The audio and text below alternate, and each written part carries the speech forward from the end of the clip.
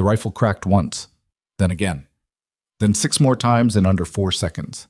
Every single target, steel plates swinging at distances most seasoned soldiers struggled with, dropped flat. The range went completely silent. Not the silence of respect, the silence of people who had just said something they couldn't take back. Standing at the firing line was a woman nobody had looked at twice. Worn boots, a uniform 2 sizes too large, burn scars climbing the left side of her neck like vines up a dead wall. She hadn't flinched, she hadn't smiled. She simply lowered the rifle, cleared the chamber, and set it down with the practiced calm of someone who had done this 10,000 times. Because she had.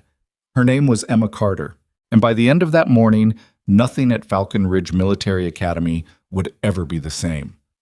If this story already has you hooked, follow my channel so you don't miss a single part.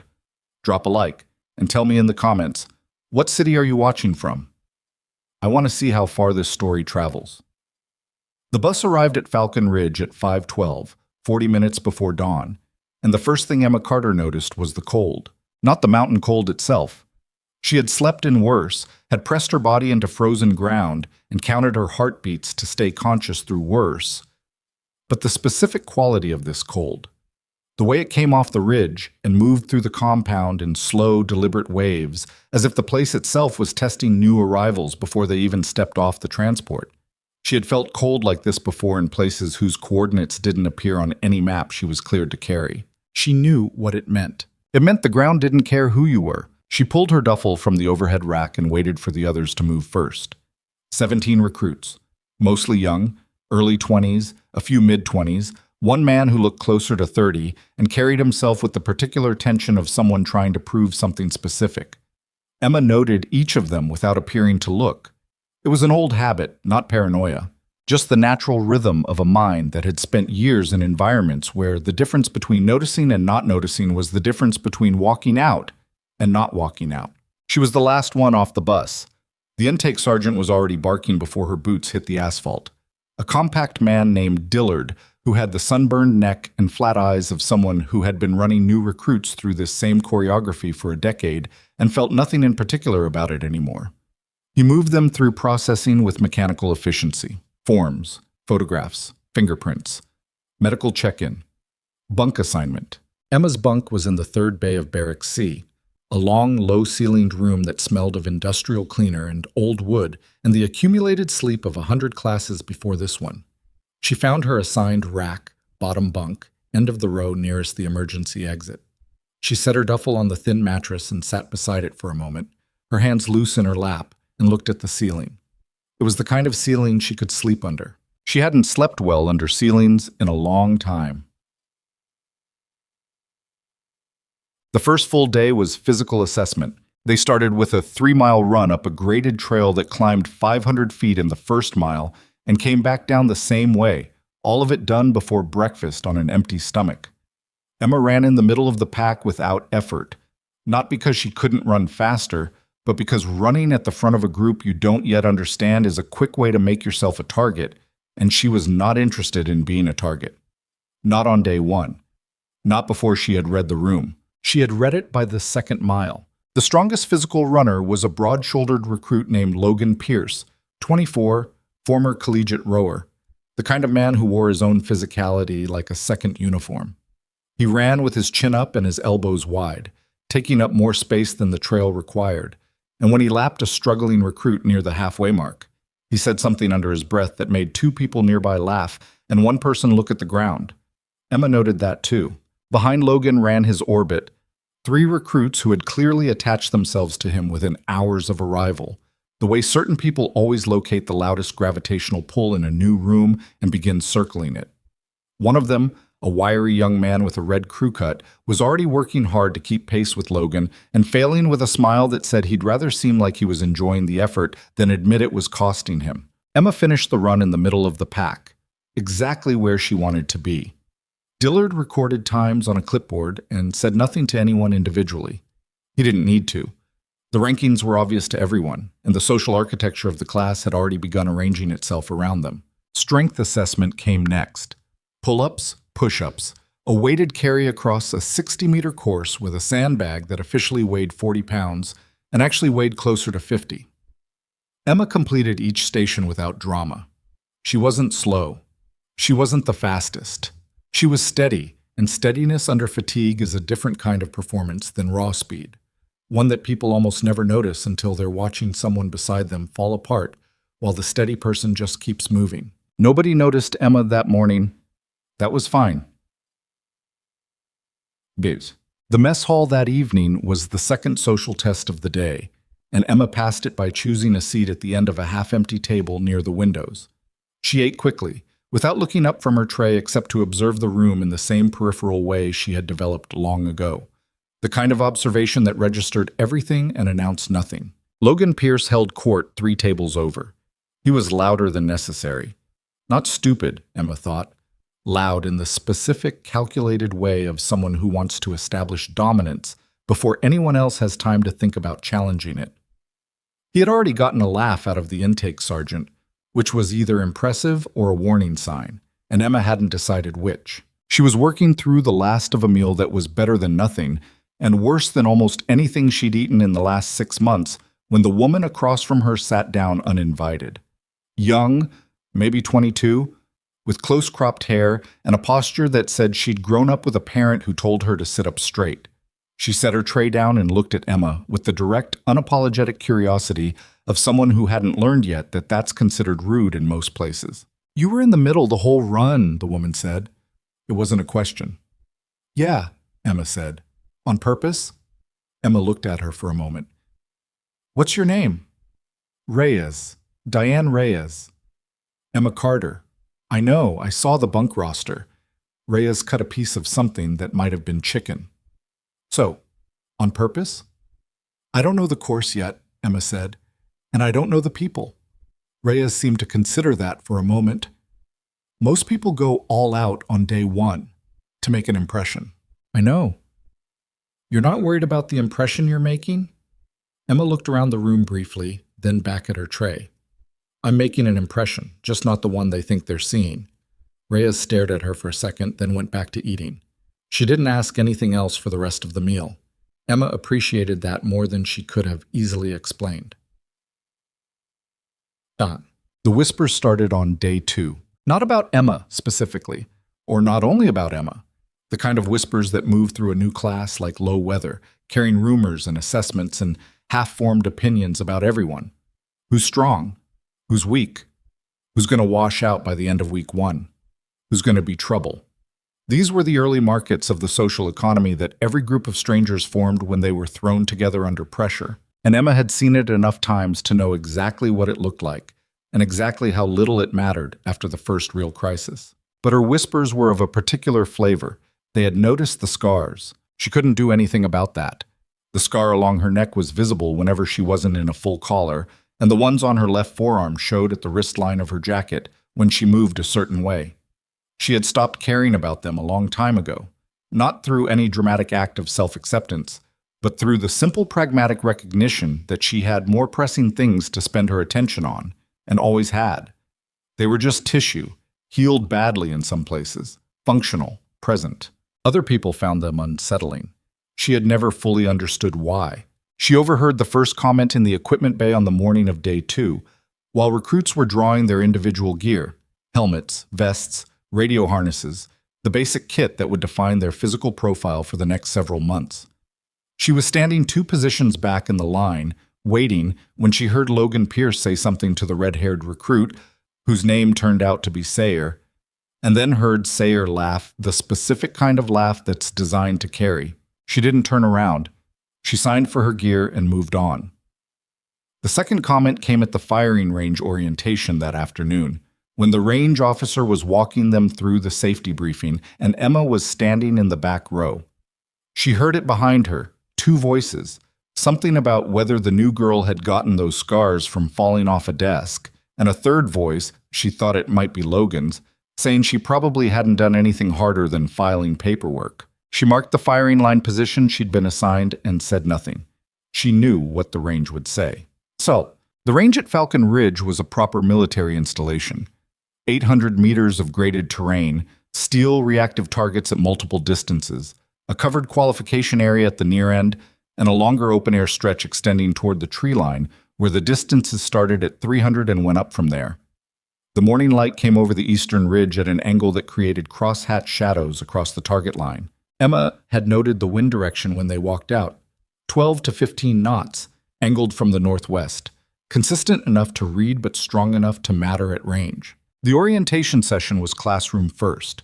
Ballistics fundamentals, sight alignment, trigger discipline, the mechanical language of marksmanship that most people could learn from a book, and very few could translate into actual precision under stress. The range officer, a sharp-faced warrant officer named Haas, had the clip delivery of someone who did not enjoy repeating herself. Emma sat near the back and paid attention to the part she needed to refresh. There was a practical component at the end. Basic familiarization firing, 50-meter targets, 10 rounds per recruit, just to establish baseline scores and give Haas a sense of where the class started. It was not a graded exercise, it was a diagnostic. Logan shot well. He had clearly handled rifles before. His stance was clean, his groupings tight, and he finished with 8 out of 10 center mass hits, which was a legitimate score for a new recruit. He stepped back from the line with the expression of someone who felt that had answered a question. Emma was the second to last to shoot. She stepped to the line, settled the rifle into her shoulder, and paused for exactly 2 breaths. Not the staged pause of a person performing calm, but the functional pause of someone running a brief internal calculation. Wind, distance, light angle, trigger weight on this particular weapon, which was slightly heavier than she preferred but within tolerance. She fired 10 rounds. Haas walked the line after the class had finished, making notes. She stopped at Emma's target for a longer moment than she stopped at anyone else's. The grouping was roughly the size of a silver dollar, all 10 rounds within it.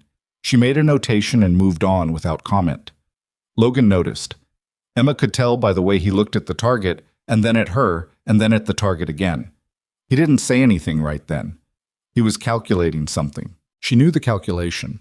She had seen it before. It was the one where a person decides whether what they just saw was a threat that needed to be addressed, or an anomaly that could be safely dismissed. Logan, to his credit, spent about 3 seconds on it before arriving at the wrong conclusion. "Beginner's luck," he said. Not to her. To Sayer, 2 steps to his right, but loudly enough. Emma unloaded the rifle, cleared the chamber, and set it down on the bench in front of her with deliberate, practiced care. Day 3 was the one where everything broke open. It started the way days at Falcon Ridge always started. 0530, formation on the main parade ground, Sergeant Dillard moving along the lines with the methodical displeasure of a man who had found something wrong with every class he'd ever processed, and expected this one to be no different. The air was cold enough to see breath. Emma stood forth from the right in her row, hands loose at her sides, and waited. The morning's training block was tactical movement, small unit navigation through the eastern training area, which was a stretch of wooded terrain beyond the main compound where the instructors had laid out a series of checkpoints and timed decision points designed to test spatial reasoning, map reading, and the ability to maintain pace and communication under physical stress. Teams were assigned randomly. Emma drew a 4-person element with Reyes, a quiet recruit named Okafor who had barely spoken in 3 days, and a young man named Pettis, who asked questions constantly and usually asked the right ones. It was not a bad team, not for this exercise. Logan's team drew the same parallel route with a 10-minute head start. They were told to maintain radio contact with the range control station at each checkpoint. The radios were older model tactical handhelds, not sophisticated but functional, with a channel discipline that required proper call sign usage and clear brevity codes. Emma had used variants of this system in conditions where a broken radio call meant the difference between extraction and not. She picked up the handset, checked the battery indicator, tested the squelch, and handed it to Pettis, who was designated as the team's comms lead. "Keep the calls tight," she told him. "Checkpoint ID, arrival time, status, nothing extra." "Got it," Pettis said. He looked like he meant it. They moved out. The eastern training area had the particular quality of terrain that was designed to disorient without being genuinely dangerous. The trails branched and doubled back in ways that looked straightforward on a map, until you were standing in the middle of it with a compass and a time pressure and 2 checkpoints that seemed to be in contradictory locations relative to each other. Emma had navigated worse. She moved on her map with the efficiency of someone who had learned to read ground from the ground itself, not just from the paper representation of it, using terrain features, the way the slope broke, the angle of runoff channels, the way the light fell through the canopy at this hour, as confirmation rather than primary reference. They were fourth of 6 teams to reach the first checkpoint. Okafor was breathing harder than he wanted to admit. Emma let him catch his breath for 30 seconds without making it a thing. "You're reading your feet," she said quietly. "Look out, not down. The ground doesn't change fast enough to need that much attention." He looked at her. Then he looked out. "Okay. Conserve what you've got. Long day." They reached the second checkpoint second fastest, the third fastest overall across the entire course. Logan's team was first by 4 minutes. He had the score posted at control before Emma's team came in, and he made sure people knew it. She caught part of it on her way past the checkpoint station. Something about how some people clearly hadn't done anything like this before and were dragging their teams down. And she filed it without reacting. Reyes, walking beside her, kept her voice low. "Does he always talk that much?" "Some people have to fill the silence," Emma said. "They don't trust what's in it." Reyes thought about that for a step or two. "What's in it?" "Everything they're not saying." It was in the afternoon, at the weapons qualifications block, where the situation stopped being background and became direct. Haas had the class working through a progression: static targets first, then partial exposure targets on a rotating track, then a rapid-fire sequence against a battery of steel poppers at varying distances. It was a structured test. Points were assigned. The board would go up at the end of the week, and everyone would know exactly where they stood. Emma was doing fine. Not fine in the way that was obvious. Fine in the way that people who were paying close attention were starting to notice, and people who weren't were beginning to feel the way you feel a change in air pressure before you can see the weather that's causing it. Logan Pierce was also doing fine. He was, by any legitimate measure, a good shot, better than most of the class. And he knew it, which was the part that made him careless in a very specific way.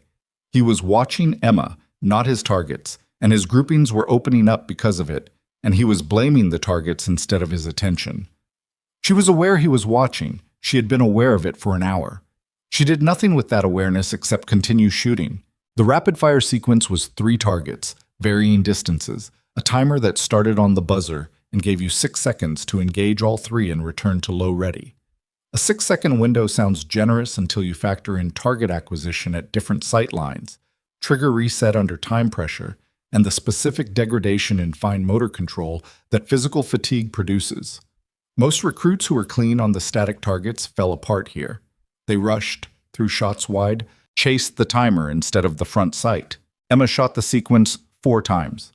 4 times. All 3 targets. The range fell into the particular quiet that happens when something shifts the baseline of what people think is possible in the room they're standing in. It wasn't applause, it was the absence of commentary, which was louder. Logan broke it. "Hey, Carter?" She was running a patch through the barrel, her back partly to him. She didn't turn immediately. "Carter?" She set the cleaning rod down and turned. "Yeah." He was standing at the edge of the firing line, arms loosely crossed, with the expression of someone who had made a decision and was slightly more nervous about it than he wanted to show. "I want to see you do the advanced sequence, the moving targets." Haas looked up from her clipboard.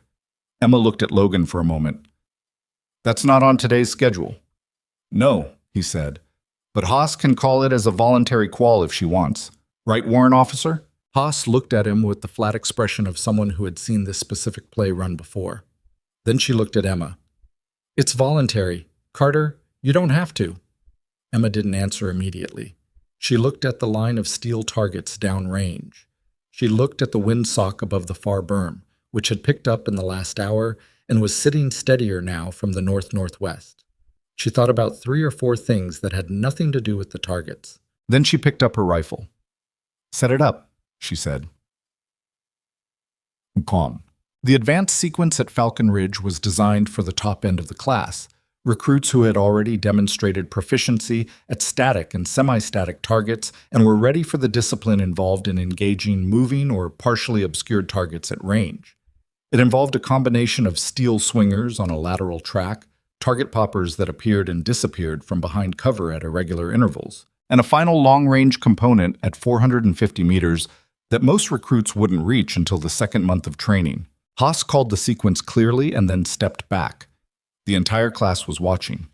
Emma stood at the line for a moment, not performing stillness, just actually still, and then she raised the rifle and worked through it.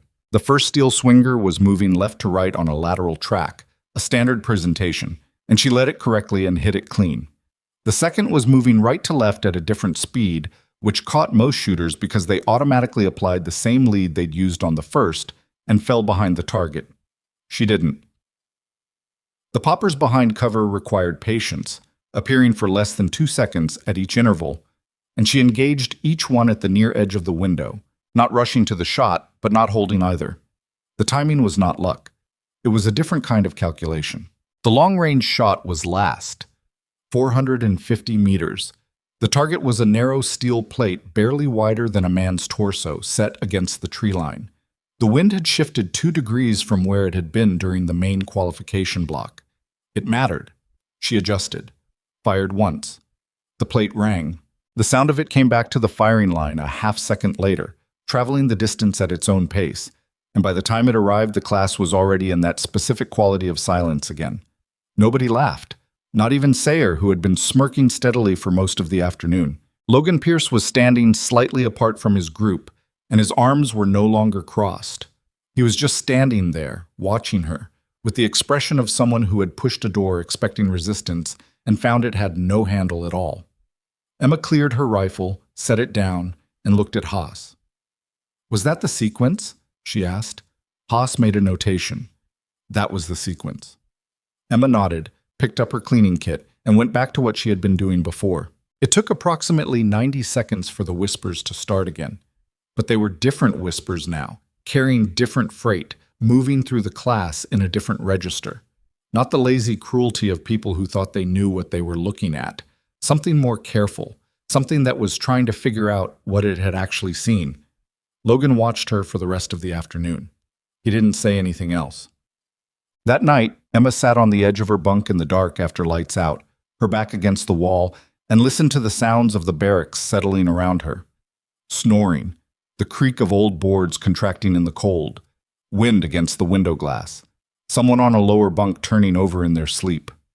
Normal sounds. She hadn't slept in a room with this many people since the forward operating base. The last one. The one she thought about least because it hurt the most to think about. She made herself not think about it now. Not here.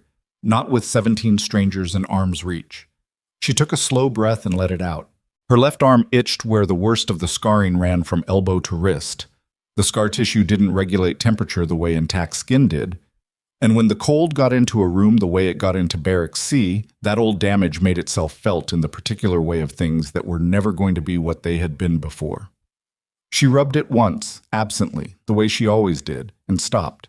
She thought about calling the number she was allowed to call, the number that connected her to the medical liaison who processed her reinstatement, who was supposed to be available for exactly this kind of night. But she didn't know what she'd say. She didn't know what to ask for. She wasn't in crisis. She was just awake. There was a difference. In the bunk above her, Reyes shifted and the springs compressed, and after a moment Reyes's voice came down in a quiet whisper. "You still up?" "Yeah," Emma said. "You okay?" Emma considered the question with the same seriousness she gave everything. "Yeah," she said. "Cold arm." A pause. "You want an extra blanket? I've got one I'm not using." "No, thanks." Another pause. Then, "You were something else out there today." Emma didn't answer right away. The wind moved against the window. "Go to sleep, Reyes," she said. Not unkindly. "Yeah, okay." The springs shifted again. "Carter?" "Yeah." "Whatever it is you're not saying, I'm not going to push, just so you know." Emma stared at the ceiling in the dark. "Okay," she said.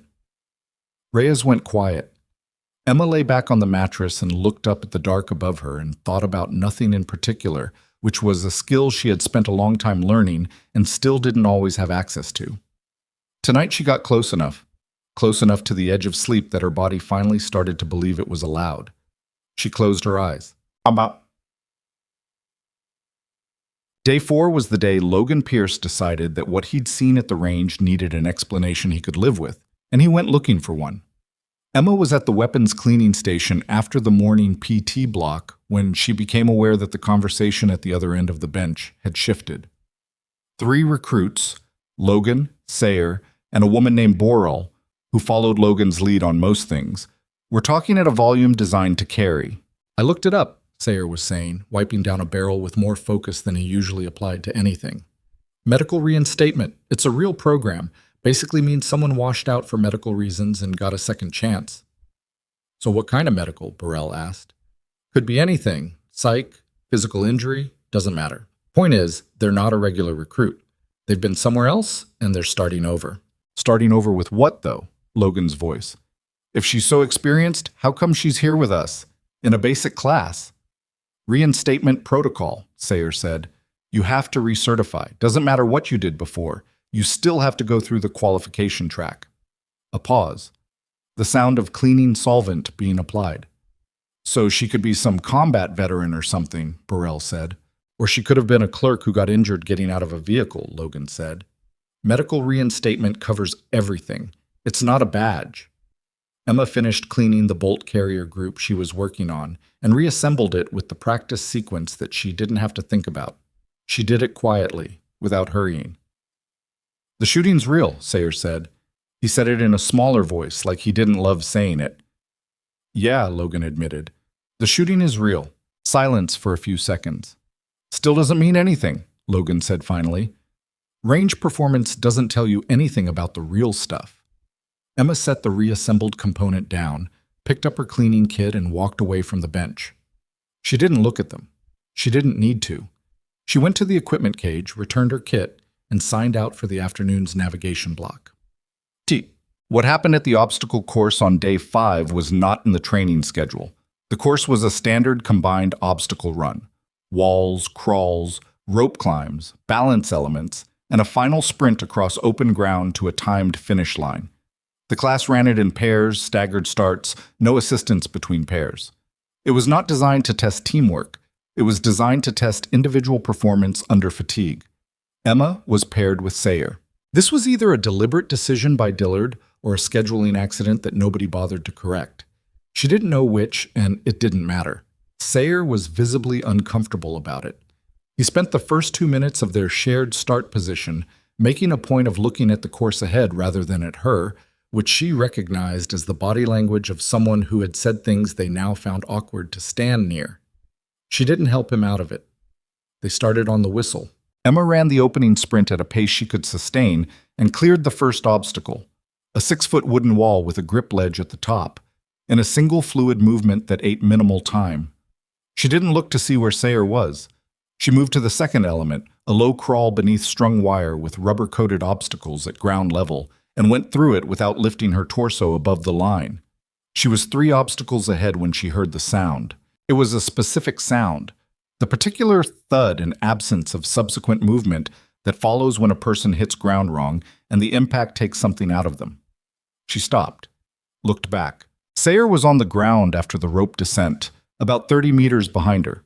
Not dramatically injured, she could see him moving, but he'd landed badly from the lower portion of the rope and his right ankle had gone sideways on impact.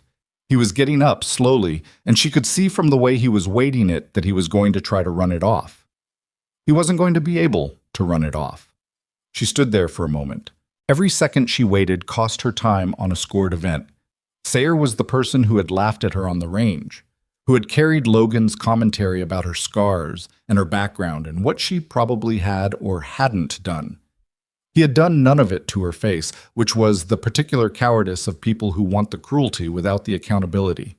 She walked back. "Don't," he said when she got to him. He was upright, testing the ankle. "I'm fine. Don't." "Walk on it," she said. He took 3 steps and stopped. His jaw was tight. "Twisted," she said. "Maybe a strain, not broken. Your weight would go out if it was broken." She looked at the remaining course. "Can you finish?" "I don't need that." "I'm asking if you can finish, not if you want help." He looked at her. First real direct look she could remember him giving her. Yeah, he said after a moment. I can finish. Then let's go. Slower pace on the foot, harder on the upper body. You'll make up the time on the wall elements. He stared at her for a second. She had already turned and started moving. After a moment, she heard him follow. They finished the course together. His time was slower than it would have been. Her time was slower than it would have been. Neither of them mentioned it. Dillard recorded the scores without comment. At the end of the day, when the class was dispersing from evening formation, Sayer came up alongside Emma as she walked back toward the barracks. He didn't say anything for a few steps. She waited. "Why'd you come back?" he said finally. Emma kept walking. Leaving somebody on a course they can't finish alone is bad practice. "I said some things," he said. "You heard them." "Yeah." "So why?" "Because it doesn't matter," she said. "Not warm, not cold. Just stated, like a condition of the physical world. What you said doesn't change what the right call is. They're not connected." He was quiet for a few steps. "Most people would have let me fail." "I know," Emma said. She turned off toward the barracks entrance. He stood where she'd left him for a moment, looking at nothing in particular, with the expression of someone doing math they hadn't expected to be assigned. The day before the range qualification event, a man arrived at Falcon Ridge that nobody in the recruit class had been briefed about. Emma saw him first from the third-floor window of the administration building, where she'd been sent to drop off a signed medical disclosure form that was 2 days overdue in the file system. She was on her way back down the stairwell when she paused at the second-floor landing window and saw the black government vehicle parked beside the main operations building, and beside it, a figure in service dress with a star on each shoulder. She looked for exactly 2 seconds. Then she went back down the stairs. She didn't mention it to anyone. She went to the afternoon's classroom block on tactical radio procedures, a dry session that most of the class endured with the glazed attention of people who hadn't yet understood how critical the radio would be when everything else was going wrong. And she sat in the second row and paid close attention. Reyes leaned over halfway through. "You okay? You look like you're thinking about something else." "I'm fine," Emma said. "Pay attention to the brevity codes." "I know the brevity. You know the list. That's different from knowing when to use each one and when to break from the format. Pay attention." Reyes sat back and paid attention. Emma could feel her looking at her sideways, but Reyes was good at reading when a conversation was over. That night, Emma stayed awake longer than usual. She lay on the thin mattress and looked at the dark ceiling and thought about the star on those shoulders and what it meant that someone at that level would visit a basic qualification course on an otherwise unremarkable Wednesday. She thought about it until she got tired of thinking about it. Then she went to sleep. The qualification event on day 6 was the one that pulled everything apart and rearranged it. The range was set up differently that morning. Not the standard linear configuration, but a complex multi-stage course that moved recruits through 4 distinct environments. A static long-range platform, a close-quarter shooting house with reactive targets, an outdoor dynamic course with obstacles integrated into the shooting sequence, and finally the qualification wall. A 10-foot climb followed by a live-fire transition the moment your feet hit the ground. It was the most demanding single training event Emma had seen since she'd arrived at Falcon Ridge. She was the 5th recruit through the initial brief. She signed her safety card, checked her ammunition count, 30 rounds for the full sequence, no resupply, and moved to the staging area. Logan was 2 positions ahead of her. She watched him work through the first 2 stages from the staging berm. He was good. He was genuinely good. Clean on the long-range platform, confident through the shooting house, fast on the dynamic course. He hit the qualification wall at a strong run, crested it efficiently, and landed in a solid position. His transition from movement to aim was quick. His shooting, immediately post-climb, showed exactly 3 errors. Under the circumstances, that was still a respectable performance. The class watched him. He finished with a score that would hold up. Emma moved to the line when her turn came. She worked through the long-range platform first. Wind was lighter this morning, 6 to 8 knots from the northwest, consistent. She engaged the targets methodically, without hurrying, and moved to the shooting house. The house was a 4-room structure with walls of heavy ballistic rubber, doorways that required explosive entry technique to clear safely, and reactive targets that popped from behind furniture and walls at randomized intervals. The light inside was poor. The angles were tight. Emma moved through it the way she moved through everything, without extra motion, without announcing herself before she needed to, reading doorways before she entered them and corners before she cleared them. Her target count was clean. She didn't hesitate on the reactive targets. She didn't double tap when one was enough. She came out of the house and transitioned to the dynamic course without pause. This was where the class was really watching, because the dynamic course required something that raw marksmanship couldn't substitute for: the ability to keep your performance level stable while your body was under real physical demand. Running, crawling, position changes. Through all of it, the targets kept appearing on a randomized timer, and the requirement was consistent: engage, resolve, move. Emma didn't slow down for the shooting. She didn't speed up and lose precision on the shooting. She moved at the speed the ground allowed and shot at the standard the targets required. And she held both of those things at once, without letting either degrade the other. Haas was watching from the scoring platform with her clipboard down at her side.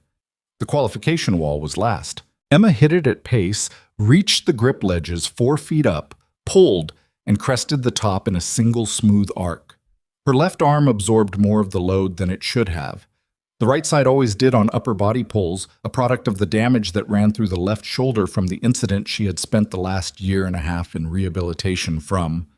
And she felt it protest in the way it always protested, a deep structural complaint that wasn't quite pain but was adjacent to it. She pushed through and came over the top. Her right sleeve caught on a section of exposed steel at the wall's top edge. It tore. She landed on the other side in a controlled drop, rifle up, and engaged the first target while she was still finding her footing. 2 targets, 5 rounds, 4 seconds. She cleared the sequence. Then she stood there, breathing, and became aware of the silence from the scoring platform behind her. She lowered the rifle. She looked down at her right sleeve. The fabric had torn from the wrist almost to the elbow, and beneath it, beneath the outer layer that she always made sure covered the inside of her forearm, the tactical tattoo was visible, the one that most people who had it removed after the unit was decommissioned. She had kept hers because removing it had seemed like more of a statement than leaving it. It was a small thing, a number, a symbol, a designation. To anyone who didn't know, it was meaningless. To anyone who did, it was a locked door that opened onto a hallway full of rooms that didn't appear on any organizational chart the recruit class had ever seen. She heard a sound from the area behind the scoring platform. Footsteps. Deliberate. Unhurried. The footsteps of someone who was not rushing because they didn't need to. She turned. The man with the stars on his shoulders was walking toward the range from the direction of the operations building, and he was looking directly at her, and there was nothing casual about it. Emma stood at the edge of the qualification lane with her rifle at low ready and her torn sleeve hanging open in the wind, and she watched him come, and her face was completely still. The rangemaster had stopped scoring. Haas had put her clipboard down.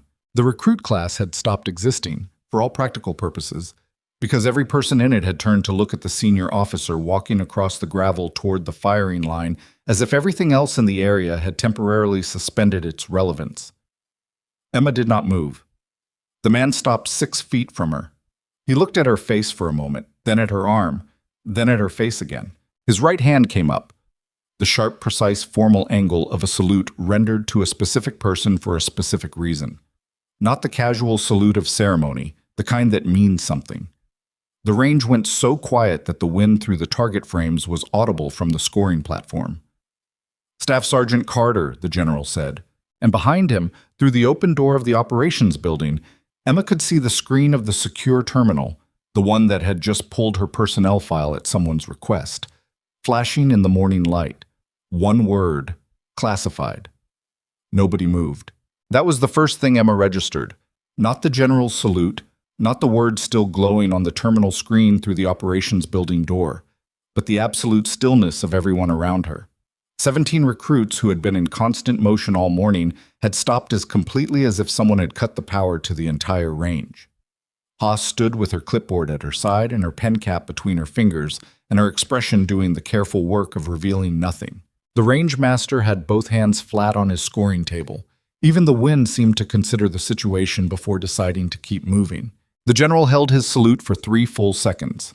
Emma returned it, clean, precise, automatic, the kind of muscle memory that doesn't require conscious thought because it was built into the body through 1,000 repetitions in places and circumstances that had nothing to do with a training range on a clear mountain morning. Her torn sleeve moved in the wind. She didn't look at it. She looked at the general. He was older than she remembered from the photographs. The few declassified images she'd seen in briefing materials back when she was operating in contexts where knowing who the senior flag officers were was relevant survival information. Mid-60s, probably. The kind of face that had stopped worrying about being liked sometime in the mid-90s and hadn't looked back. His ribbons told a long story. She didn't read them. She didn't need to. "I was told you were here," he said.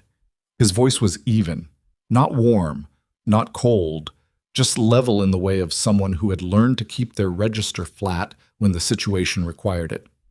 "I wanted to confirm it myself." "Sir," Emma said, "are you through the sequence?" "Yes, sir." He looked at her arm, at the tattoo, at the scarring beneath the torn fabric that the tattoo sat within, like a marking made on damaged ground. "Walk with me," he said. It was not a question. Done.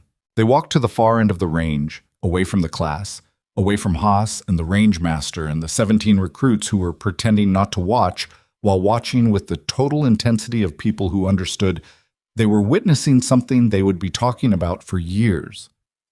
Emma walked beside General Victor Hale, with her rifle still in her hands and her sleeve still open and the wind still coming off the northern ridge at the same steady angle it had maintained all morning.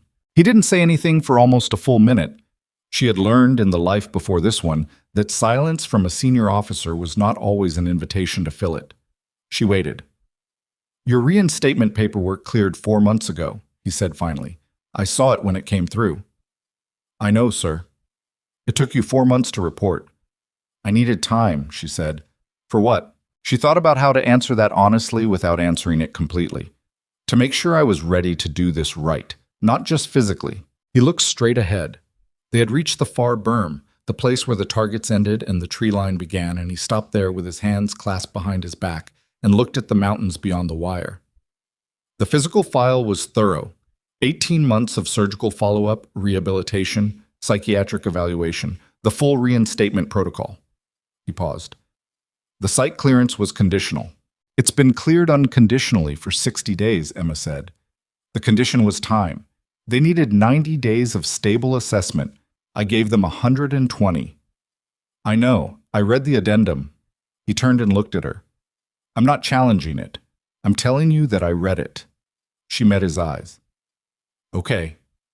The wind moved through the target frames behind them and made the steel swing lightly on their chains. Neither of them looked back at it. "The class doesn't know who you are," Hale said. "No, sir." "You'd prefer to keep it that way." It wasn't quite a question, but she answered it anyway. "I came here to recertify through the standard track, same as everyone else. That's what the protocol requires." "The protocol requires recertification. It doesn't specify how much context the people around you are given." "I know what it requires, sir, and I know what I'm asking for." She looked at him steadily. "I need to earn this back on the same terms everyone else uses. If people know what I was before I recertify, they'll treat the performance differently. I can't use the record as a shortcut." Hale looked at her for a long moment. The kind of look that was actually 2 separate assessments happening simultaneously. The professional one and the other one, the one that had nothing to do with performance. "You understand that file is classified at a level most of the people on this installation will never be read into," he said. "Yes." "If I walk away right now without explaining to that class who you are, they're going to spend the rest of this training cycle wondering." "That's fine," Emma said. He almost smiled. It didn't quite make it. "You know, Pierce has already been asking questions." "I know. He's going to keep asking." "I know that too." Hale looked at her for another moment, then looked back at the mountains. "I'm going to request your file be flagged for review at the completion of this cycle. That's my prerogative, regardless of what you want." "I understand, sir." "It won't interfere with your training track." "Thank you, sir." He was quiet for a moment. Then, 72 hours behind the line was the last notation in your active service record. After the extraction. He said it carefully, the way you say something that has a lot of weight in a small number of words. I want you to know that what your team did on that operation, sir, she said, not loud, not sharp, just placed there, in the sentence, like a door gently closed. He stopped. I appreciate that, she said. I do, but I'd rather not. She stopped, started again. I'd rather just finish the qualification cycle. That's what I'm here for. Another pause, longer than the ones before. All right, Hale said. He looked at her arm one more time, at the tattoo inside the torn sleeve, at the landscape of scarring that surrounded it like a record of everything the designation had cost. Cover that before you go back to the line, he said. Not for my benefit, for yours. Yes, sir. He turned and walked back toward the operations building without looking back. Emma stood at the far end of the range for a moment, not long, 15 seconds, and listened to his footsteps move away across the gravel. Then she took the torn sleeve and folded it back over itself twice and pinned it against her wrist with her thumb while she retrieved a length of safety tape from the kit on her belt and wrapped it twice to hold the fabric in place. Not elegant, functional. She walked back to the line. The class was not subtle about it. They were standing in a loose cluster near the staging berm when she came back, and the conversation that had been happening before she was 10 meters from them stopped completely, and they did the thing where everyone suddenly found somewhere else to look, except for the two people who couldn't help themselves. One of those was Sayer, who was looking at her with an expression she couldn't quite read. The other was Logan Pierce, who was looking at her with an expression she could read perfectly well. It was the expression of a person who had just discovered that the ground they were standing on was more complicated than the map had indicated, and who had not yet decided how to feel about that. Haas called the class back to the scoring platform without ceremony. She ran through the scores from the morning's qualification event, numbers only, no commentary, names in alphabetical order. When she reached Carter, she read the number and moved on with exactly the same inflection she used for every other entry. Emma noted that. She filed it away. The afternoon was a combined planning and briefing exercise. Teams assigned a simulated objective, given limited intelligence, and required to produce a tactical plan within 45 minutes using the materials provided. It was a thinking exercise designed to identify how recruits organized information under time pressure and how they communicated decisions to their team. Emma was assigned to the same four-person element as the morning's navigation block: Reyes, Okafor, and Pettis. They spread their materials on the table in the planning room: a map overlay, a simulated intelligence report, a set of resource constraints, and a timer that Pettis set running before anyone said anything. Okay, Pettis said, looking at the map. Objectives here.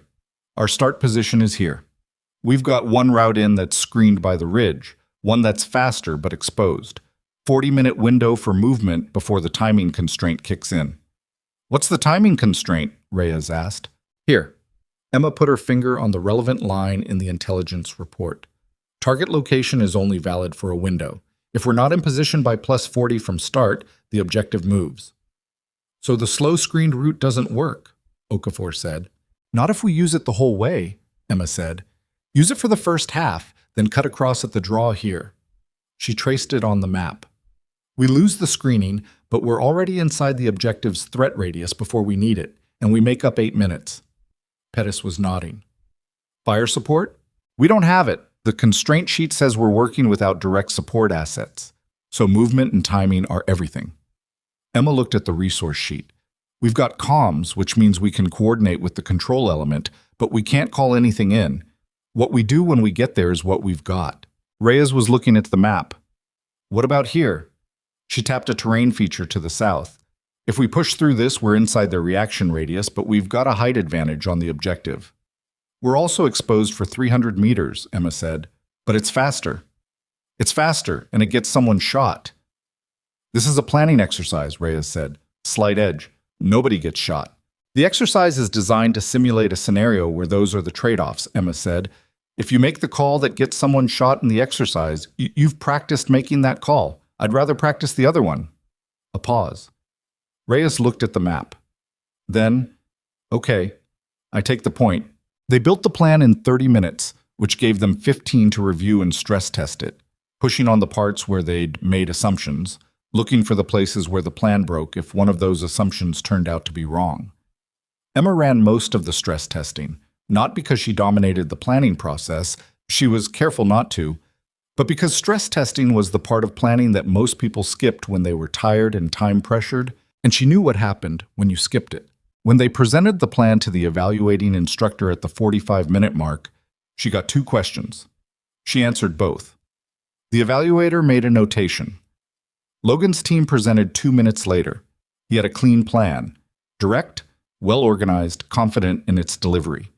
He had the faster route, the exposed one. He made a case for acceptable exposure risk given the timing constraint. The evaluator listened, made a notation, and moved on. Emma didn't know which plan scored better. She suspected it didn't matter as much as how each team had arrived at theirs.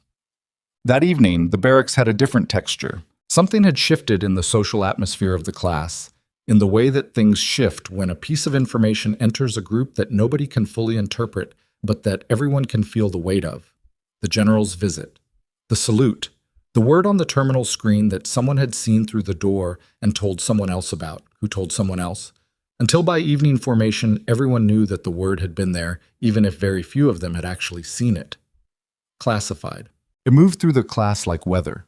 Emma ate dinner quietly, in her usual spot, and watched it move.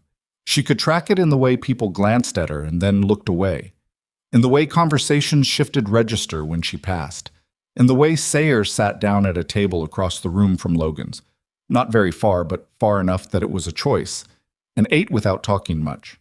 Reyes sat across from Emma and ate without preamble. "Can I ask you something?" Reyes said, about halfway through the meal. "Probably." "The general, did you know he was coming?" "No." "But you knew who he was." Emma considered her answer. "I knew who he was." "Yeah." "How?" "Reyes." "Yeah." "Eat your food." Reyes looked at her for a moment, then she went back to eating. After a minute, "Logan's been talking to Dillard." Emma looked up. "Not officially," Reyes said. "I don't think Dillard's going to do anything with it. But Logan asked him whether there was a way to look up a recruit's background. Training record, whatever." "What did Dillard say?" "I don't know. I only caught the end of it." Reyes set down her fork. "He's not going to let it go." "I know. Whatever's in that file." Reyes stopped. "You don't have to tell me anything. I'm not asking for that. I just want to know if this is going to be a problem. For you, for the class." Emma thought about it, genuinely thought about it, the way she thought about terrain assessments, not looking for the answer she wanted, but for the one that was actually there. "It might get difficult," she said, "before it gets easier." "How difficult?" "I don't know yet." Reyes picked up her fork again. She chewed something. She looked at the table surface for a moment with the expression of someone making a private decision. "Okay," she said. "I'm in, whatever that means." "You don't know what that means," Emma said. "No, but I'm in anyway." Emma looked at her. Reyes was 22 and had a posture that came from growing up with a parent who cared about posture, and she had been at Falcon Ridge for 6 days, and she had not yet been in a situation where that declaration had been tested. She meant it. Emma could tell she meant it. But meaning something and knowing what it costs are different countries, and Emma had spent a long time in the second one. "Don't make promises you can't price yet," Emma said. "That's what you'd tell your team, isn't it?" Reyes said, "before something hard."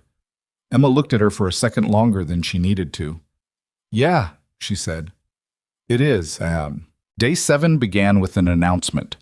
Sergeant Dillard called it a leadership assessment rotation, a standard element of the training track, he said, in which each team would spend one exercise cycle with a designated team leader drawn from within the recruit class. The leader would be responsible for planning, communication, and decisions under evaluation conditions. Performance would be assessed. Feedback would be given. The leadership rotation was not random. Dillard assigned them. Logan Pierce led his own team first, which was expected. He was good at it, clear with instructions, fast to make decisions, and able to project enough confidence that the people around him generally followed the first time rather than the second. His weakness, which Emma could see and which Dillard could presumably see, was that he made decisions quickly because he found uncertainty uncomfortable, not because the problem was simple. Sometimes those two things produced the same result. Sometimes they didn't, Okafor led his element through a land navigation block and did it with careful, methodical precision that was slower than it needed to be but made no errors. Pettis led a comms exercise with the energetic directness of someone who actually enjoyed the material, which carried the team through 2 points where the equipment malfunctioned and another approach might have caused the plan to stall. On the 4th day of the rotation, Dillard assigned Emma to lead a mixed element. Not her regular team, but a 4-person group that included Sayer. She didn't react to the assignment. Neither did Sayer, visibly. But she watched him receive it and saw the specific quality of stillness that came over him, the kind that meant he was working something out internally. The exercise was a combined movement and communication scenario in the Eastern Training Area. The same wooded terrain as the navigation block, but this time with the added layer of a simulated opposing element and a radio communication requirement at each checkpoint that had to include accurate intelligence reporting about what the team had observed in transit. Emma gathered her team in the staging area and gave them 60 seconds of orientation before they moved out. "We're moving fast," she said, "but not rushing. There's a difference. Rushing is when you move faster than your situation awareness. Fast is when your situation awareness keeps up. Stay within 10 meters of each other. If you see something that doesn't match the briefing, terrain feature, a marker that's off, call it on the radio immediately. Don't wait until the checkpoint. Questions?" Sayer raised his hand halfway. "What's the radio protocol if we lose contact with control? Standard brevity? 3 attempts, 30-second intervals. If we get nothing, we continue to the next checkpoint and report there." She looked at him. "Good question." He didn't say anything, but something in his face settled. They moved out. The Eastern Training Area was different in the early morning than it had been in the afternoon sessions. The light came through the canopy at a lower angle and left long shadows across the ground that could obscure trail markers and terrain features if you were reading at speed. Emma caught 2 instances where a trail marker had been deliberately repositioned, part of the exercise design, a test to see whether the team would follow the marker or follow their map. She called both out to the team and adjusted course from the map. Sayer caught the 3rd one. He stopped, looked at his map, and then said, "That's wrong. That marker's 120 meters east of where it should be." "It is," Emma said. "Log it, and we go right." He logged it. They went right. At the 2nd checkpoint, the radio crackled and Control gave them a simulated intelligence update, a change to the objective location, a standard complication designed to test adaptability.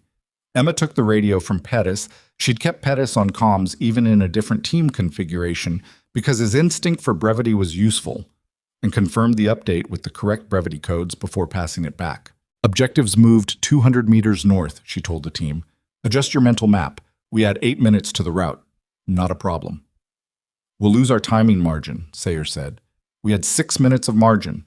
We lose 4. We still have 2. She looked at him. "Still not a problem." He nodded. They moved. They completed the exercise 12 minutes inside the outer time window. Not first. Logan's team was first by habit, but clean. No errors on the radio logs, both marker discrepancies properly reported, the objective reached and identified correctly. Dillard looked at the debrief notes and said nothing notable to anyone, which at Falcon Ridge was as close to a compliment as the first week of training tended to produce. Afterward, walking back through the training area toward the main compound, Sayer fell into step beside Emma without announcing himself. She let it happen.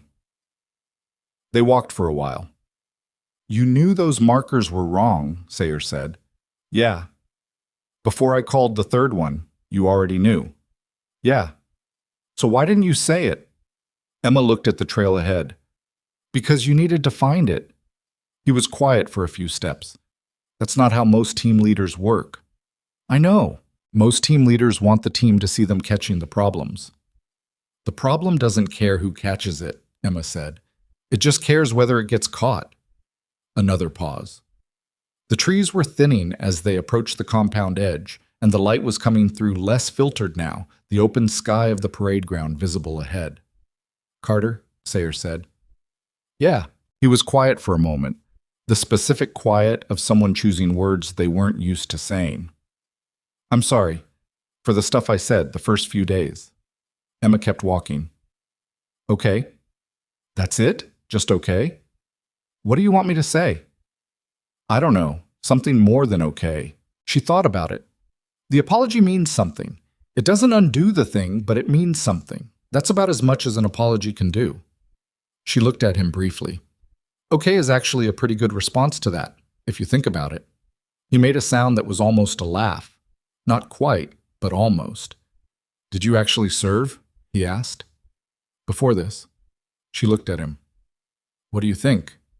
He held her gaze for a second. Yeah, he said. I think you did. She turned back to the trail. Let's leave it there. He didn't push further. They walked back to the compound in the quiet of people who had reached a working arrangement without fully explaining it, which was sometimes the best kind. Well, the second week at Falcon Ridge had a different character from the first. The pace increased. The exercises became more complex and more fatiguing simultaneously, which was deliberate. The training design was built around the idea that the decisions that mattered were the ones made when the decision maker was tired, cold, and operating on incomplete information, and that the only way to prepare for that was to practice it. The class lost 2 recruits in the second week, one to a stress fracture in the foot, one to a decision that he was in the wrong place and had the decency to say so clearly and leave without drama. 15 remained. Emma ran harder in the second week, not because she needed to prove something additional. She had stopped thinking about that framing before the end of the first week, but because the exercises were demanding more, and she met demand with output, which was how she had always functioned. The left arm was an ongoing negotiation. Some days it gave her a reasonable range of motion and cooperated through the physical requirements without much complaint. Other days it woke her up at 3 in the morning with a deep ache that wasn't quite pain but made sleep impossible, and she would lie in the dark and do the slow, deliberate breathing that the rehabilitation therapist had taught her and wait for it to pass. She didn't report it to the medical station. She knew she should. She also knew that reporting it would put her in a documentation cycle that would extend the recertification timeline, and she had spent 14 months in medical cycles already, and she was not going back involuntarily unless the arm actually stopped working. Reyes noticed on the third morning of the second week, when Emma was struggling through the upper body component of the physical assessment in the particular tight-jawed way of someone running on determination rather than capacity. She said nothing until after evening formation, when they were walking back to the barracks. Your arm, Reyes said. It's fine. It's not fine. You were compensating all morning. I do compensate. That's what you do when something doesn't work perfectly. You compensate.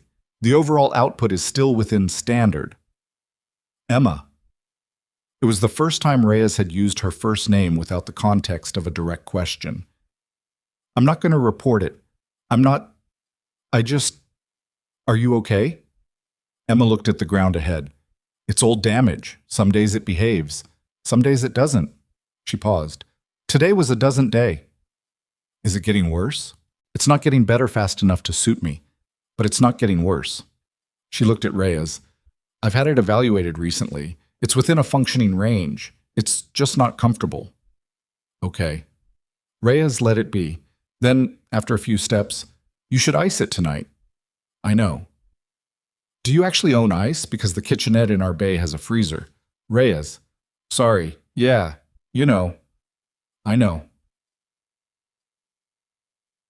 Logan Pierce made his next move on day 10. He did it in the classroom during a tactical case study session that the instructors ran once a week. A historical scenario presented without identifying details, followed by a class discussion of the decisions made at each stage and what alternatives existed.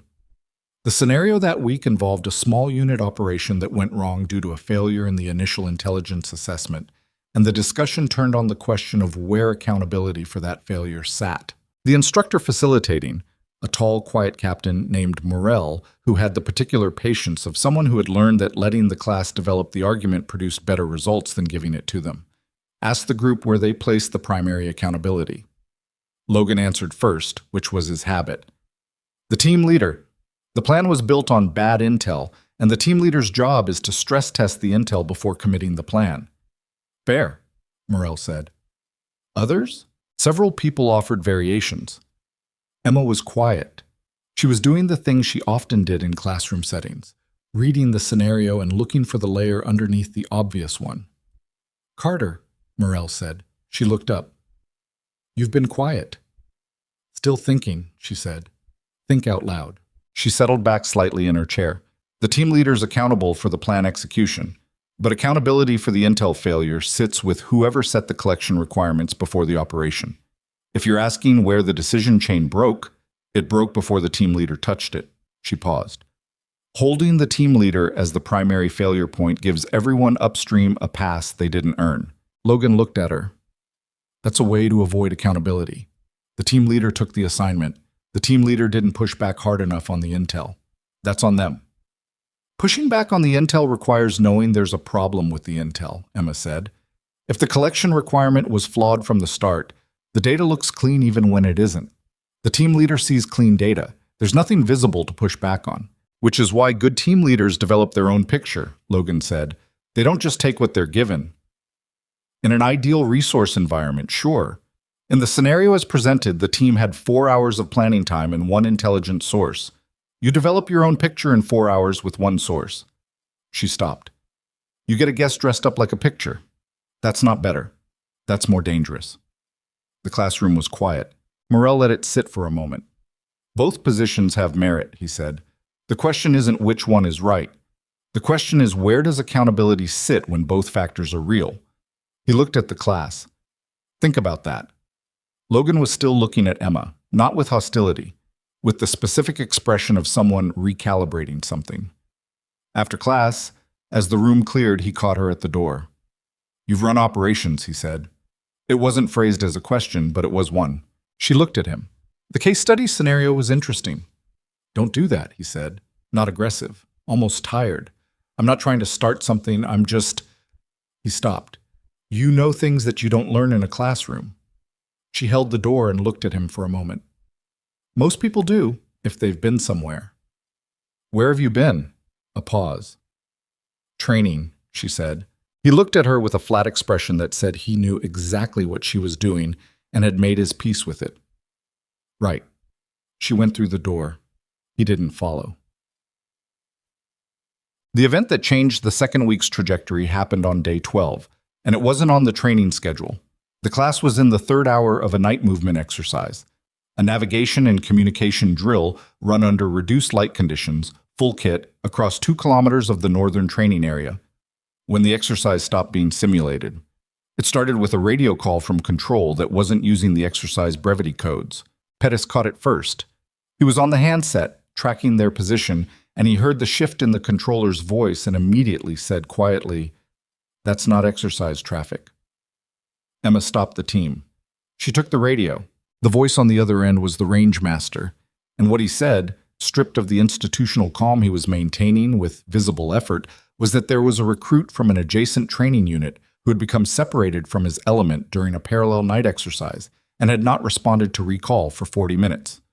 The recruit's last known position was somewhere in the northern training grid. Falcon Ridge was activating a search protocol, and all elements currently in the training area were being asked to hold their position and report.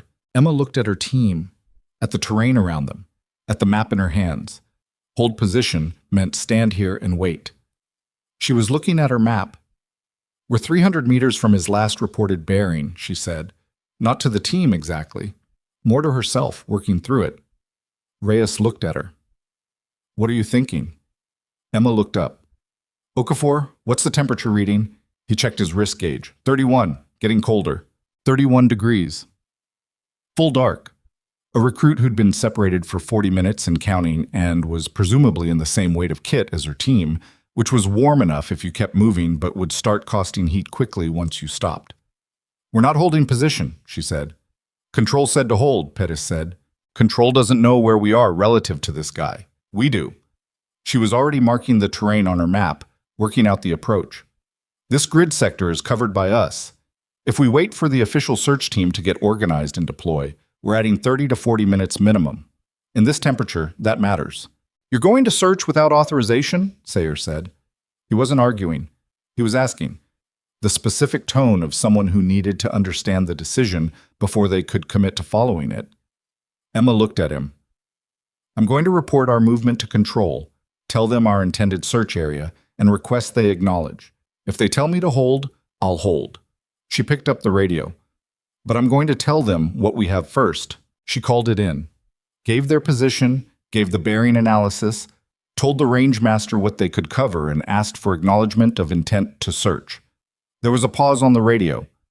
Falcon Element, control acknowledges. You are authorized to search grid sector November 7. Report on all checkpoints. Control out.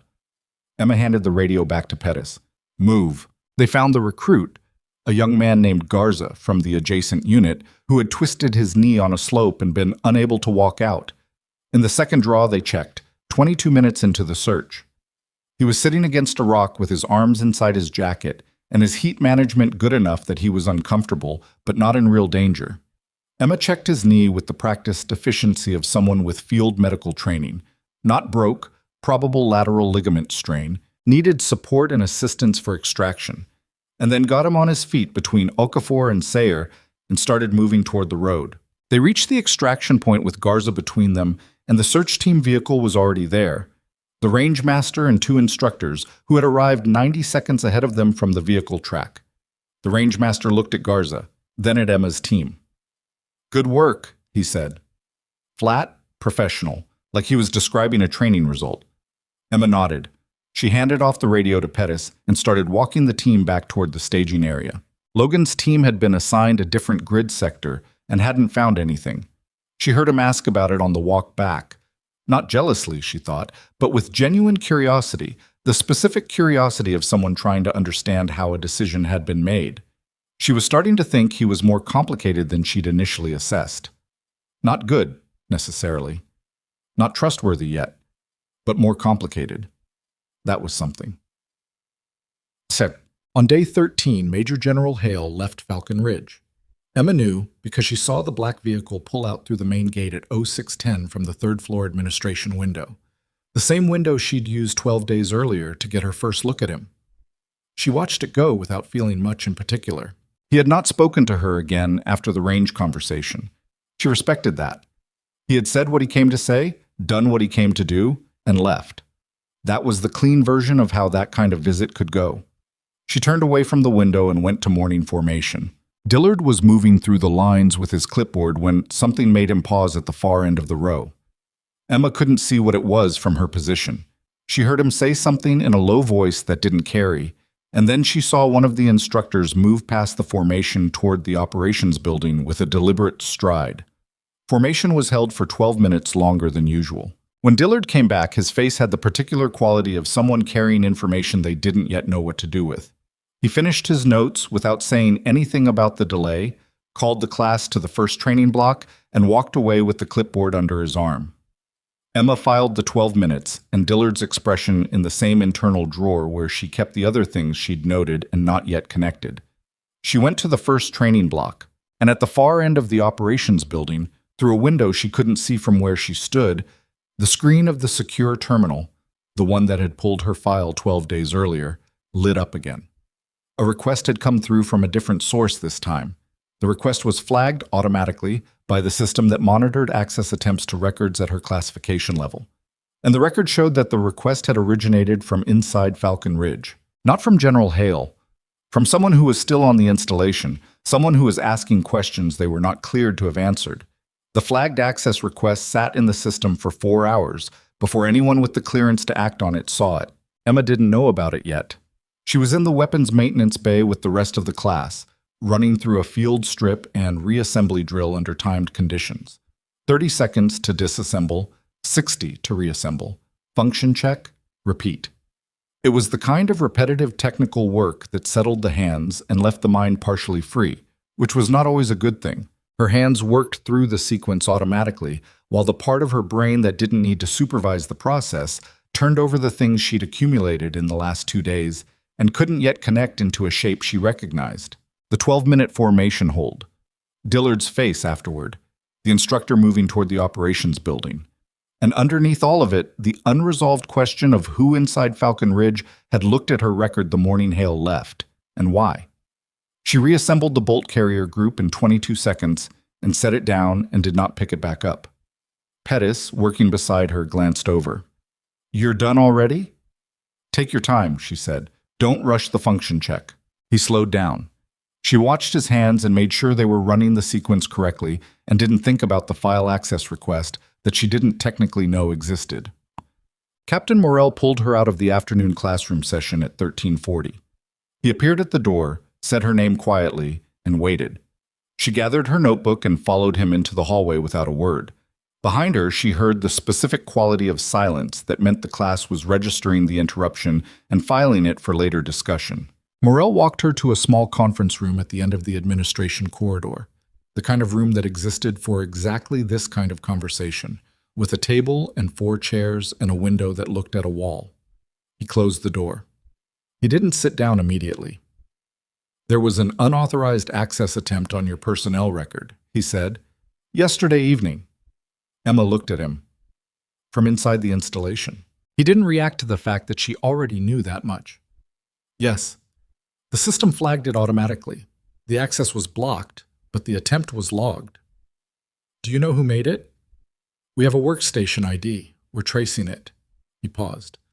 "I'm telling you this because you have a right to know that someone on this base tried to pull your file without authorization and without a need-to-know designation." "Okay," Emma said. "It may be nothing, a curious person who doesn't understand how the system works.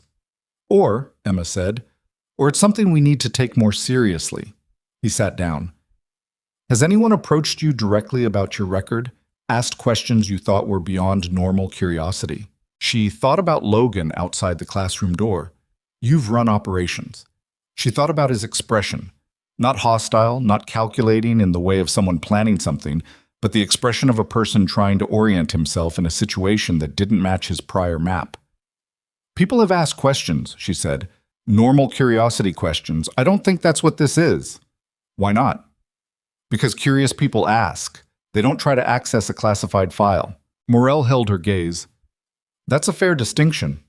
He folded his hands on the table. "I'm not pulling you from the training track. I want to be clear about that. Your recertification timeline doesn't change. I appreciate that.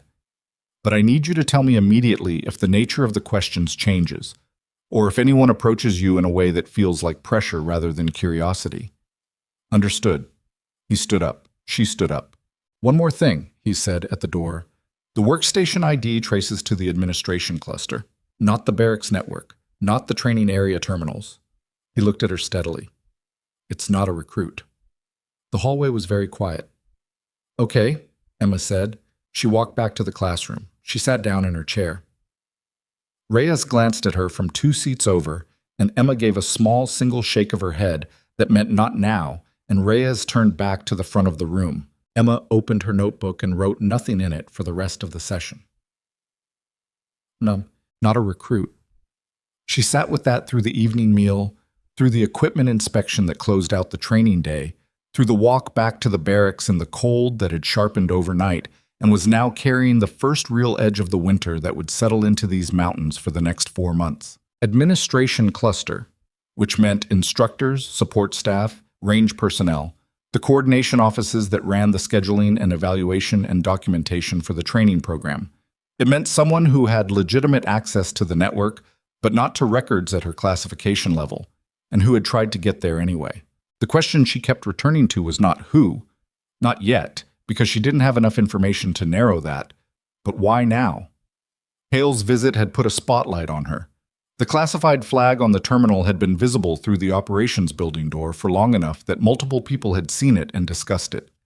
Whoever had made the access attempt had waited 12 hours after Hale left and then tried to pull the record, which meant they'd had 12 hours to decide to do it, which meant it wasn't impulsive. It was deliberate. She thought about that while she went through the evening routine. Boots cleaned, kit laid out for morning, the slow, deliberate stretching that her physical therapist had given her for the arm that she did every night because the alternative was worse. She thought about it without reaching a conclusion, because conclusions required more data than she currently had, and reaching them early was how you ended up operating on wrong assumptions. She had seen what operating on wrong assumptions cost. She let it go and tried to sleep. The third week opened with a change in the training structure. Dillard announced it at morning formation, a shift from individual and small team exercises to a series of full-class integrated scenarios that would run over 4 consecutive days, building in complexity, culminating in a capstone exercise that accounted for a significant percentage of the overall qualification score. The scenarios were designed to test everything the class had been building. physical capacity, decision-making under fatigue, small unit tactics, communication, and the leadership qualities that had been developing across the rotation cycle. This is where the track separates the people who can train, Dillard said, from the people who can operate. They're not the same thing. Most people find that out the hard way. He looked at the class with the expression of someone who had watched a lot of people find it out. We start at 700, full kit, all elements. He walked away. The class dispersed toward the equipment bay with the specific energy of people who are nervous and trying not to show it in ways that read as weakness. Emma went to her locker and pulled out her kit with the same sequence she always used. Vest first, then radio harness, then the additional equipment that the scenario requirements specified. She worked through it without hurrying and was finished and sitting on the bench when Reyes came in. "You look calm," Reyes said. "I'm not particularly." "You look it." Emma looked up. Looking calm and being calm are different skills. Sometimes you need one more than the other. Reyes pulled her vest off the hook and started working the adjustment straps. "Which one do you have right now?" "Some of both." Emma stood up and picked up her helmet. "Let's go." The first integrated scenario was a cordon and search exercise, a simulated compound with multiple structures, a mix of role players presenting various levels of cooperation and resistance, and a set of intelligence objectives that had to be physically recovered from within the structures while maintaining a secure perimeter. The class was divided into two elements, one for the perimeter, one for the interior clearance, with a command node that coordinated between them. Dillard appointed the command node leader. He appointed Emma. She didn't react. She walked to the command node position, a position behind the main line of the cordon, with radio contact to both elements and a view of the operation area. And she looked at the terrain and the structures and the clock. Logan was leading the interior clearance element. He walked past her on his way to the entry point. He paused briefly. "Ready?" he said. Not hostile. Almost neutral. "On your element's timeline," she said. "Don't wait for me. Move when your entry conditions are met. You're the command node, and your judgment on entry conditions is better than mine from here. Make the call." She looked at him directly. "I trust your read. Just communicate it." He held her gaze for a second. "All right," he said. He moved to his element. The exercise ran for 90 minutes. Emma spent the majority of it managing radio traffic between the two elements, tracking what the interior element was finding and feeding it to the perimeter element so they knew what kind of response to expect from the role players trying to exit the compound, and making two decisions about element repositioning when the scenario introduced complications. A role player exiting from an unmonitored point on the south perimeter, a time constraint introduced via radio at the 40-minute mark that accelerated the interior clearance requirement. She made both repositioning calls quickly and without consultation because the decisions required speed more than consensus. Logan's element found the primary intelligence objective in the third structure at the 53-minute mark. He called it in on the radio with the correct brevity format, and she acknowledged and logged it, and then she redirected the perimeter element's attention to the south fence, where the secondary exit attempt was going to happen in approximately 4 minutes based on the pattern she'd tracked in the role player movements. It happened in 3 minutes and 40 seconds. The perimeter element was in position. When the exercise concluded and the evaluators ran their debrief, the scenario was assessed as a clean completion with two significant decisions noted, the repositioning calls, as examples of accurate pattern recognition under time pressure. Morell ran the debrief. He didn't mention Emma by name in the positive assessments. He didn't mention anyone by name. He ran through the decision points factually, described what happened, and let the class draw their own conclusions.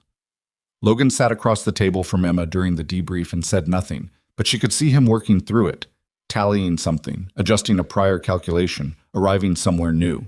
After the debrief, walking out, he fell into step beside her again. She was starting to recognize this as his particular approach, positioning rather than ambushing. The shoulder-to-shoulder conversation instead of the face-to-face one. "The south fence," he said. "You called that before it happened. I tracked the pattern. From the command node, you were managing 2 radio nets. The pattern doesn't require continuous attention," she said. "You log what you see. When you have a gap in the radio traffic, you update the picture. The update tells you where things are going." He was quiet for a few steps. "How long does it take to learn to do that?" She thought about it honestly. I don't know. I stopped being aware of learning it a long time ago. He looked ahead. The access attempt on your file, he said. I heard there was one. Emma stopped walking. He stopped too. He turned to face her, and his expression was careful in a way she hadn't seen from him before.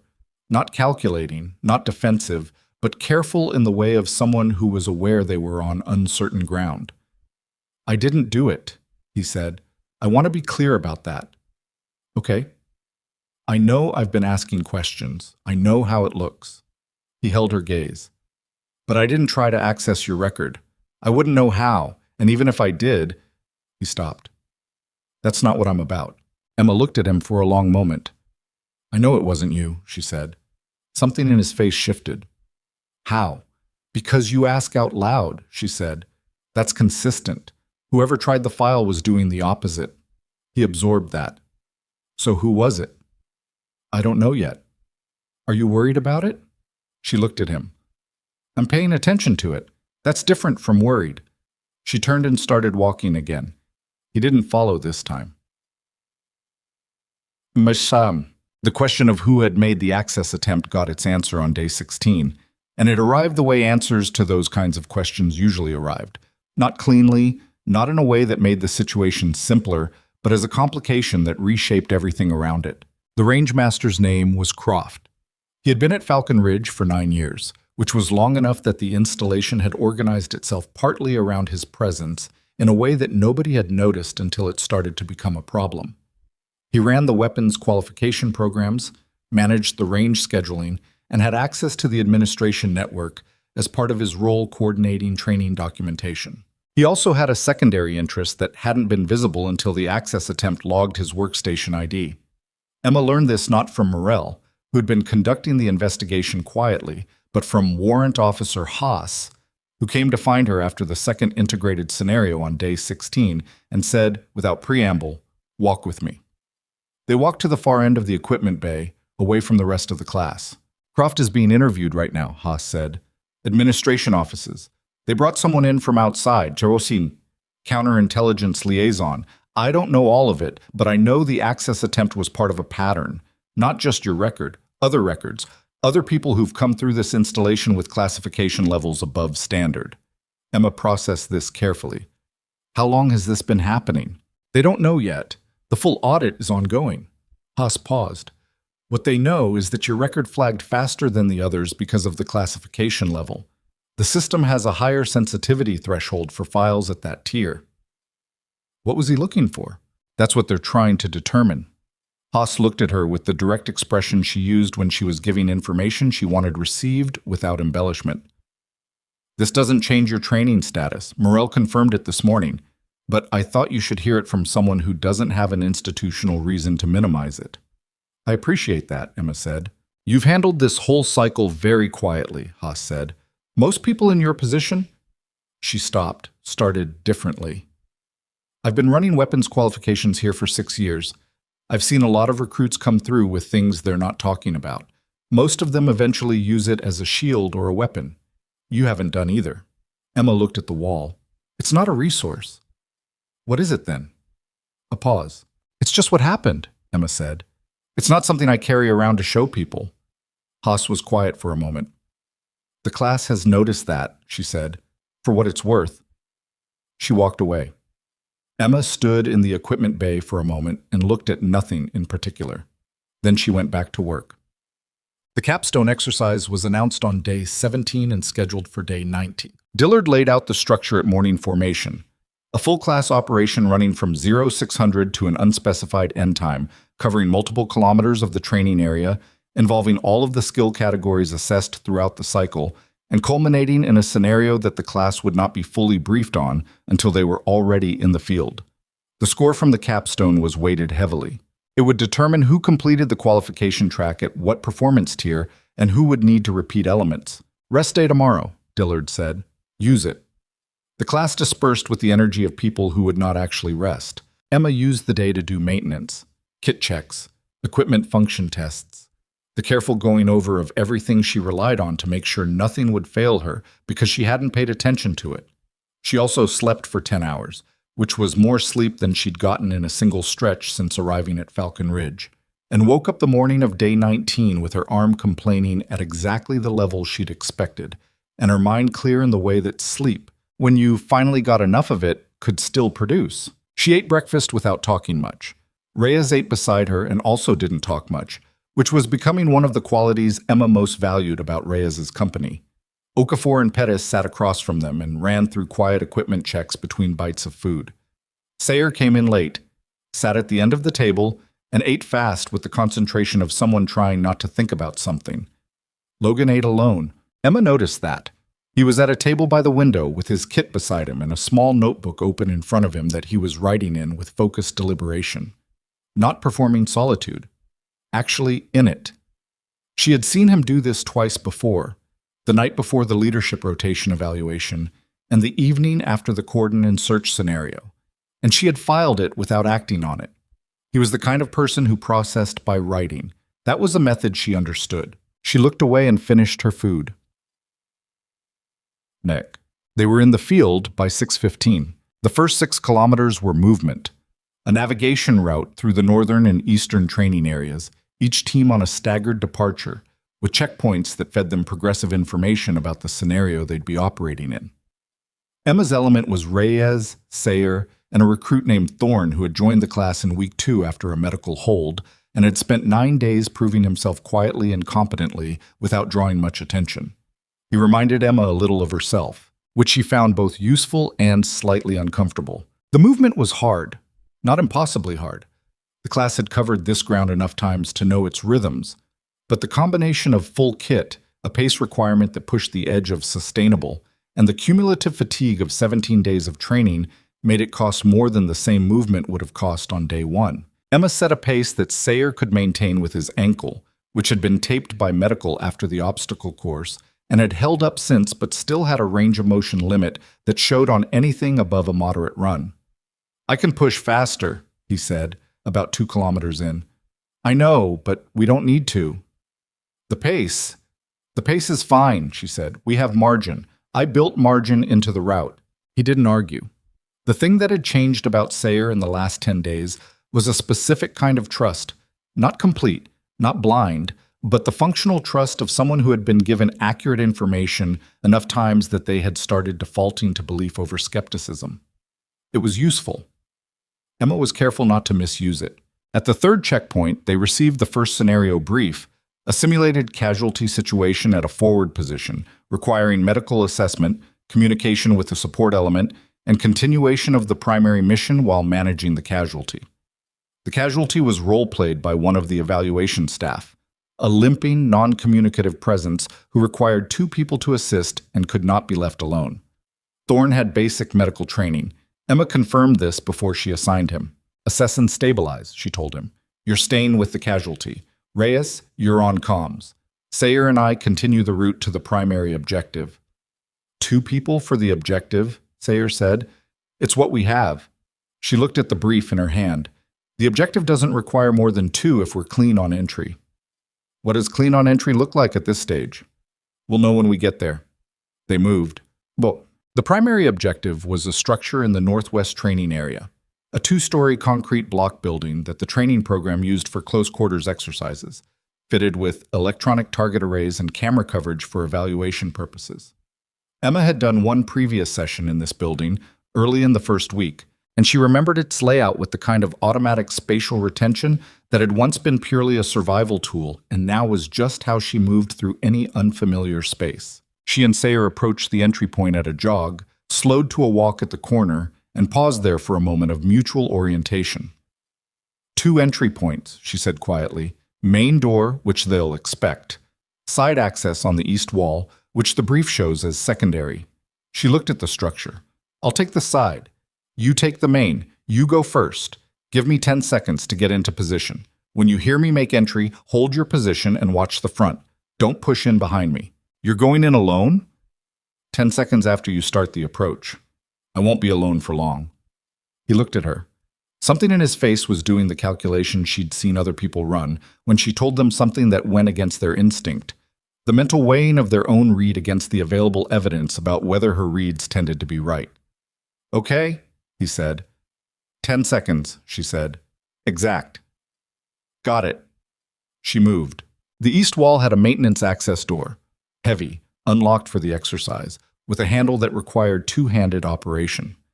Emma reached it in 7 seconds, positioned herself, and waited for the count. On 10, she heard Sayer begin his approach, his footsteps deliberate on the gravel on the building's south side, and she pulled the door and entered. The interior was low light. She had expected that. The first room was empty. She cleared the corners by angle, a systematic process that didn't require speed so much as sequence, the right order of exposure points, each one covered before moving to the next. First room clear. She moved to the hallway. The second room was where the complexity was. 3 electronic targets, one behind a table structure, one in a doorway at the far end, one positioned at a height that required a different sight line than the first 2. Emma engaged the near target and then took cover at the doorway edge before moving on the second. Her left arm, pulling the rifle to her shoulder for the elevated target angle, sent the familiar protest signal, the deep structural complaint that said this cost something, and she absorbed it and held the sightline and fired. The target registered. She cleared the second room and moved to the stairwell. The second floor was where the scenario complicated. There were 4 rooms up there, and the brief hadn't given her the layout. The class was expected to navigate it from the building schematic they'd been issued at the start of the cycle, which was a general floor plan reference and not a detailed interior map. Emma moved up the stairwell in the way she'd learned in environments where the stairwell was the most dangerous 30 seconds of any building entry, hugging the inside curve, moving fast but not running. She came off the stairwell into the upper hallway. She was not alone up there. The figure at the end of the hallway was not an electronic target. It was a person, standing in the doorway of the far room, facing away from her. And for one disorienting half-second, Emma's nervous system processed it the way it had been trained to process unfamiliar figures in tight spaces, before the rational architecture of training exercise overlaid the automatic one, and she stopped. The figure turned. It was Croft, not role-playing, not part of the exercise. In civilian clothes, not the range uniform, with the specific quality of presence of someone who was where they shouldn't be and knew it and had made a calculation about it anyway. Emma held position at the top of the stairwell. For 3 full seconds, neither of them moved. Then Croft said, with the voice of someone who was scared and trying to cover it with bluntness, "I know what's in that file." Emma kept her rifle in low ready. Her face was still. "I'm not going to talk to you about my file," she said. "I'm not asking about the file." He took a step toward her. 1 step, not aggressive. More the movement of someone whose body had decided to move before their head finished deciding whether it was a good idea. "I'm asking about the operation, the one coded out of your record, November sequence." The room was very quiet. Emma's arm was hurting. "You need to leave this building," she said, "right now. And you need to do it before I have to explain to someone why you're here." "You know what I'm talking about," he said. Not a question. "I saw the designation on the partial record I pulled before the system blocked me. November sequence. I know what that unit did. I know there were other survivors." "Out," she said. "There were people in that operation who didn't come home for reasons that weren't what the official record." "Stop talking," Emma said. Her voice hadn't changed register. She didn't raise it. She said it with the flat finality of someone setting down something heavy that was done being carried. "Whatever you think you know about that operation, you don't know enough to be saying it in a room alone with me, and you don't know enough to be saying it at all. You need to get out of this building, and you need to go directly to the administration office and tell them where you've been. Because if you don't, I will. And one of those outcomes is significantly better for you than the other." He stared at her. She held the stairwell position and looked back at him with nothing particular in her face. "I'm not your enemy," he said. "I don't know what you are," she said, "and that's exactly the problem. Go." He went. She listened to him move down the stairwell. Careful steps, the steps of someone navigating unfamiliar territory, and heard the main door open below and close behind him. Then she stood in the upper hallway of the training building in the low light and the quiet and took 4 slow breaths. The left arm was complaining loudly now. She'd been carrying the rifle at a sustained angle for longer than she should have without a rest, and the structural protest had moved from adjacent to pain to actual pain. the kind that required attention. She lowered the rifle, flexed the arm carefully. The range of motion was intact. It was just loud about it. She cleared the remaining rooms on the second floor. 2 of them had electronic targets that she engaged methodically, and went back down the stairwell and out through the east access and came around the building to where Sayer was waiting at the main door with the expression of someone who had counted to 10 and then counted to 500 more and was only now being told the punchline. "I heard voices," he said. "Cleared," she said. "Who? I'll brief you on it." "Not here." She looked at the radio in his hand. "Call it into control. Building secure. Primary objective met. Get Reyes and Thorne's status." He looked at her for a long second, then he raised the radio. While he made the call, Emma stood with her back to the building wall and looked at the tree line and breathed. She held her left arm close against her side and felt the ache working through the whole length of the limb and said nothing about it. The radio came back with Reyes's voice. Professional, clipped, the brevity format Emma had drilled into her 3 weeks ago. Casualty stable, position secure, awaiting link-up. "Acknowledged," Emma said into the radio. "Hold position. We're coming to you." She pushed off the wall. Her arm protested the motion. She started walking. The debrief for the capstone exercise ran for 2 hours, and at the end of it, Morell pulled her aside for the second time in the cycle. Croft had gone to the administration office. Not voluntarily, He had been met at the building exit by 2 people from the counterintelligence team who had been tracking his location after he left the interview that morning. The meeting in the training building had been captured on the exercise cameras and was already in the documentation. "You handled that correctly," Morell told her. "I told him to leave and he left," Emma said. "You had a man in an unauthorized location who was raising a classified operational designation in an attempt to elicit a response from you. The correct response was exactly what you did." He paused. "A less controlled person might have reacted differently." "I've had practice with less controlled reactions," Emma said.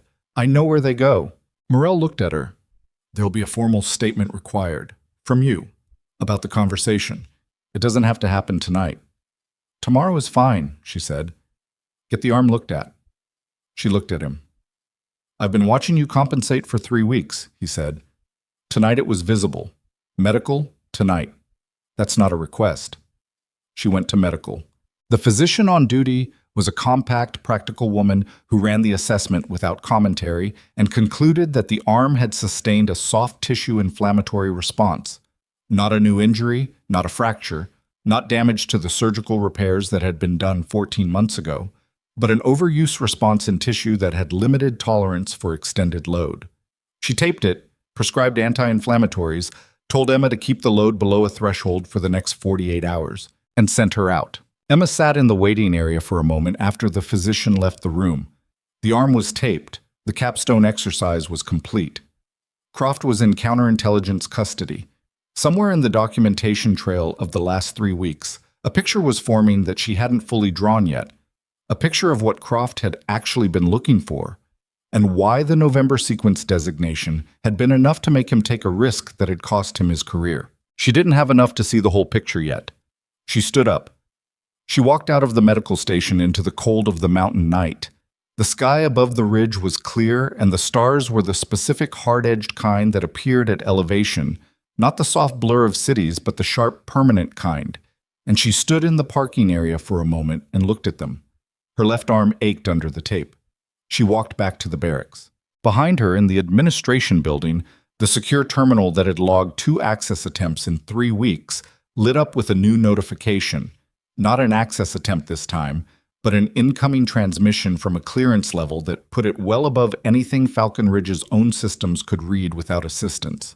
It was routed through 3 relay points before it resolved. It was addressed to Emma Carter specifically, and the origin designation on the header was the one she had not seen in 18 months, the one she had thought she'd never see again. The abbreviated code that meant the unit she believed decommissioned was not, in fact, entirely gone. She found out about the transmission at 06:30 the next morning. Morell was waiting for her outside the barracks entrance when she came out for formation, which was unusual enough that she stopped 3 steps from the door and read his posture before he said a word. He had the look of someone who had been up most of the night working through something they hadn't finished working through. Skip formation, he said. Come with me. She fell into step beside him without asking where. He walked her across the parade ground and through the side entrance of the administration building. Not the main corridor, but the secure wing, which required a badge swipe at 2 separate checkpoints. She had not been in this part of the building before. The room he brought her to had a secure terminal, a table, 2 chairs, and a woman Emma didn't recognize sitting in one of them. The woman was in her mid-40s in civilian clothes that were too practical to be accidental, with close-cropped gray hair and the particular stillness of someone who had learned to use stillness professionally. She had a tablet on the table in front of her and a coffee cup she wasn't drinking from. Staff Sergeant Carter, she said. Sit down. Emma sat. Morrell stayed near the door. My name is Voss, the woman said. I'm with the Joint Special Programs Review Office. I've been running the counterintelligence review of the access attempts on this installation, and as of last night, that review intersected with something larger than a curious range master. She turned the tablet so Emma could see the screen. You need to read this. Emma looked at the screen, the transmission header, the origin code, and below it a message that was 17 lines long and used the kind of compressed operational language that she had spent years learning to read at speed. She read it. She read it again. Then she set the tablet down and looked at the far wall for a moment. When did this come through? She asked. 2143 last night, Voss said. It was routed to this installation's secure terminal because you're the only individual in its address registry currently at a fixed, known location. She paused. The unit that sent it has been operating under a restructured designation for 14 months. They came back online in a limited capacity 8 months ago. You were not notified because your medical reinstatement was still conditional at the time. I cleared the condition 60 days ago, Emma said. I know. The notification should have been sent then. It wasn't because of an administrative error in the transition between the old unit structure and the new one. Nobody caught it until the access attempts here flagged your record for review, and someone in my office cross-referenced your reinstatement status against the new unit's active roster. Emma looked at her. So they've been operational for 8 months, and they didn't know I was available. Correct. And Croft knew about November sequence how? Voss picked up the coffee cup, looked at it, set it back down. Croft had a brother, Staff Sergeant Alan Croft. He was one of the 4 members of your unit who didn't come out of the November sequence operation. The room was very quiet. Emma looked at the table surface. He's been trying to find out what happened to his brother for 18 months, Voss continued. He got a job here 14 months ago. He's been accessing records opportunistically, looking for anything that could tell him more than the official notification letter did. She paused. He's not an intelligence threat. He's a grieving family member who made a series of very bad decisions. The official letter said what, exactly? Emma asked. Killed in action. Operation details classified. Emma nodded slowly. She already knew what the letter said. She had been asked, in the early weeks of her own recovery, what she wanted the notifications to contain, and she had deferred to the protocol, which meant the families got the minimum the protocol required. She had told herself that was the right call. She had mostly believed it. He called out the November designation in the building yesterday, Emma said. He thought there were other survivors who didn't come home for reasons that weren't what the record said. Yes. He was wrong about that. Voss looked at her carefully. Was he? The question sat in the room for a moment. Emma met Voss's eyes. 4 people didn't come home from that operation. 2 were killed in action. 1 was Alan Croft. The 4th was my team sergeant, whose death I reported. She said it evenly, without inflection. I was the sole survivor. The record is accurate. I know, Voss said. I've read the full file. A pause. I'm asking because Croft, Marcus Croft, the rangemaster, clearly didn't believe it, and I'm trying to understand whether there's a basis for his doubt that I haven't found yet. His doubt comes from grief, Emma said. Grief looks for reasons. It doesn't always find real ones. Voss held her gaze for a long moment. Then she nodded. All right. She pulled the tablet back. The transmission. The unit wants you back. Emma looked at her. Not immediately, Voss said, and not as a condition of your recertification. Your qualification track here completes on its own terms regardless of this. But they're asking, and I'm required to present the ask to you, and you're required to give me a formal response that goes back through my office. What does back look like? Operationally active, restructured unit, similar mission profile to November sequence, but with a revised command structure. The operational tempo has been lower in the new configuration. They're rebuilding. Voss looked at her steadily. They need people who know how the old unit worked and can help establish the standards for the new one. Emma was quiet. Through the small window above the terminal, she could see the parade ground. The class was finishing morning formation. She could see the movement of people dispersing toward the first training block, the shapes of recruits in kit moving through the cold morning air. She watched it for a moment. "I need to complete the recertification cycle," she said. "I told you that's not conditional." "I know. I'm not saying it as a condition. I'm saying it because it's true." She looked back at Voss. "I came here to earn this back properly. I'm not done doing that. Whatever the transmission is asking for, it can wait 2 weeks." Voss looked at her for a moment. "That's your formal response?" "Yes, complete the cycle. Then I'll talk to whoever needs to be talked to about what comes next." "All right." Voss made a notation on the tablet. "One more thing. Marcus Croft." She paused. "He asked, through his attorney, whether there was any possibility of speaking with you, voluntarily. Not as part of the investigation." Emma looked at her hands on the table. The left arm was taped under her sleeve and aching at the specific low frequency it maintained when it had been pushed the day before and hadn't fully recovered. She was aware of it the way she was aware of most physical things, as information, not as the primary thing in the room. "I'll think about it," she said. Morel walked her back across the parade ground after Voss left. The morning had the quality of early winter light, flat and clear, with a blue-gray tint to the sky above the ridge that meant the temperature was going to drop another 6 degrees by midday. She could see her breath. The parade ground was empty now, the class already gone to the training blocks. "You'll miss the morning session," Morel said. "What is it?" "Land navigation refresher. You've passed that benchmark 3 times already." "I'll pick up the debrief." He walked beside her in quiet for a moment. "The Croft situation, the Marcus Croft situation, isn't going to be public within the class. The investigation is handled at a level above the installation command. As far as the training record is concerned, what happened in that building yesterday was an unauthorized individual encountered during a scored exercise and appropriately managed." "That's accurate," Emma said. "It also means your performance on the capstone is scored clean, no deduction for the encounter." He glanced at her. "I want you to know that's not a favor. The evaluation criteria don't include deductions for circumstances outside the candidate's control." "I know," she said. They reached the edge of the parade ground. "The transmission," Morel said. He stopped walking. "I'm not read into the content. I don't need to be." He looked at her. "But I want to ask you something, and you can tell me it's none of my business." She waited. "Is going back what you actually want? Or is it what you think you're supposed to want?" She looked at him.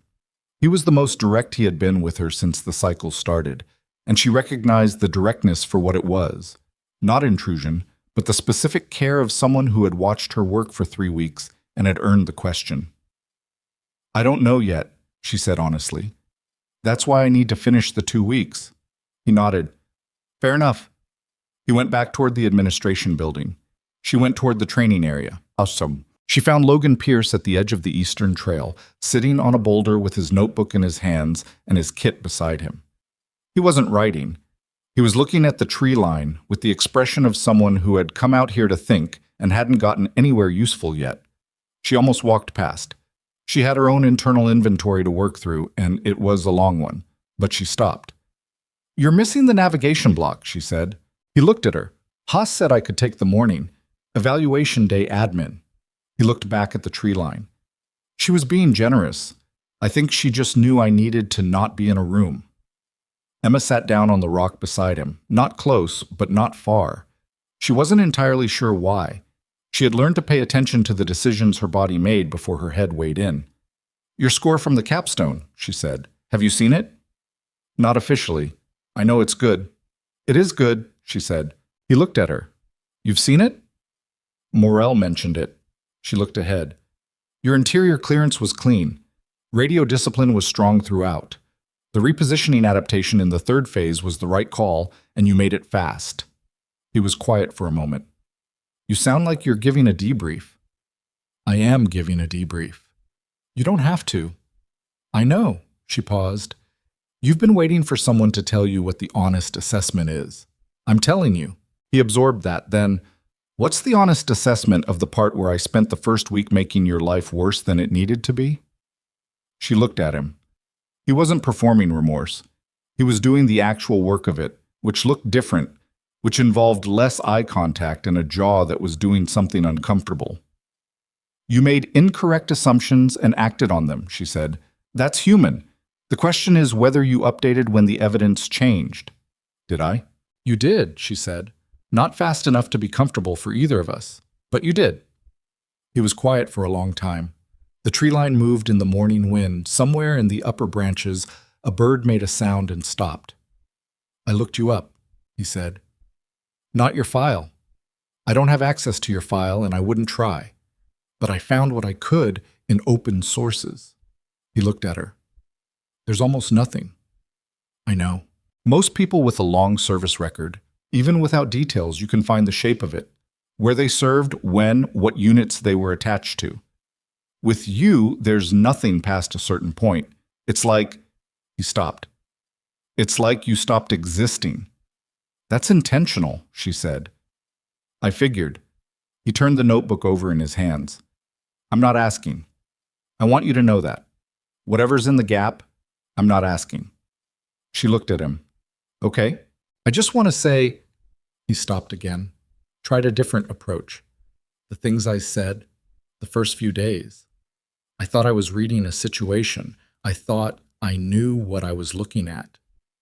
You were wrong, she said, simply, not cruelly. Yeah. He held the notebook in both hands and looked at it. I was wrong. She stood up. The arm registered the change in position with the same dull protest it had been running all morning. She ignored it. 2 more weeks, she said. Then the cycle's done and we go our separate ways, and what you do with what you learned here is yours to figure out. She looked at him. You're going to be a good officer, Pierce. You're already better than you were on day 1. That's not nothing. He looked up at her. You really believe that? I don't say things I don't believe. He held her gaze for a moment. Then he looked back at the tree line, and something in his posture shifted. Not relaxed, but settled, like something that had been braced against a load had gotten an accurate measurement of the load and adjusted accordingly.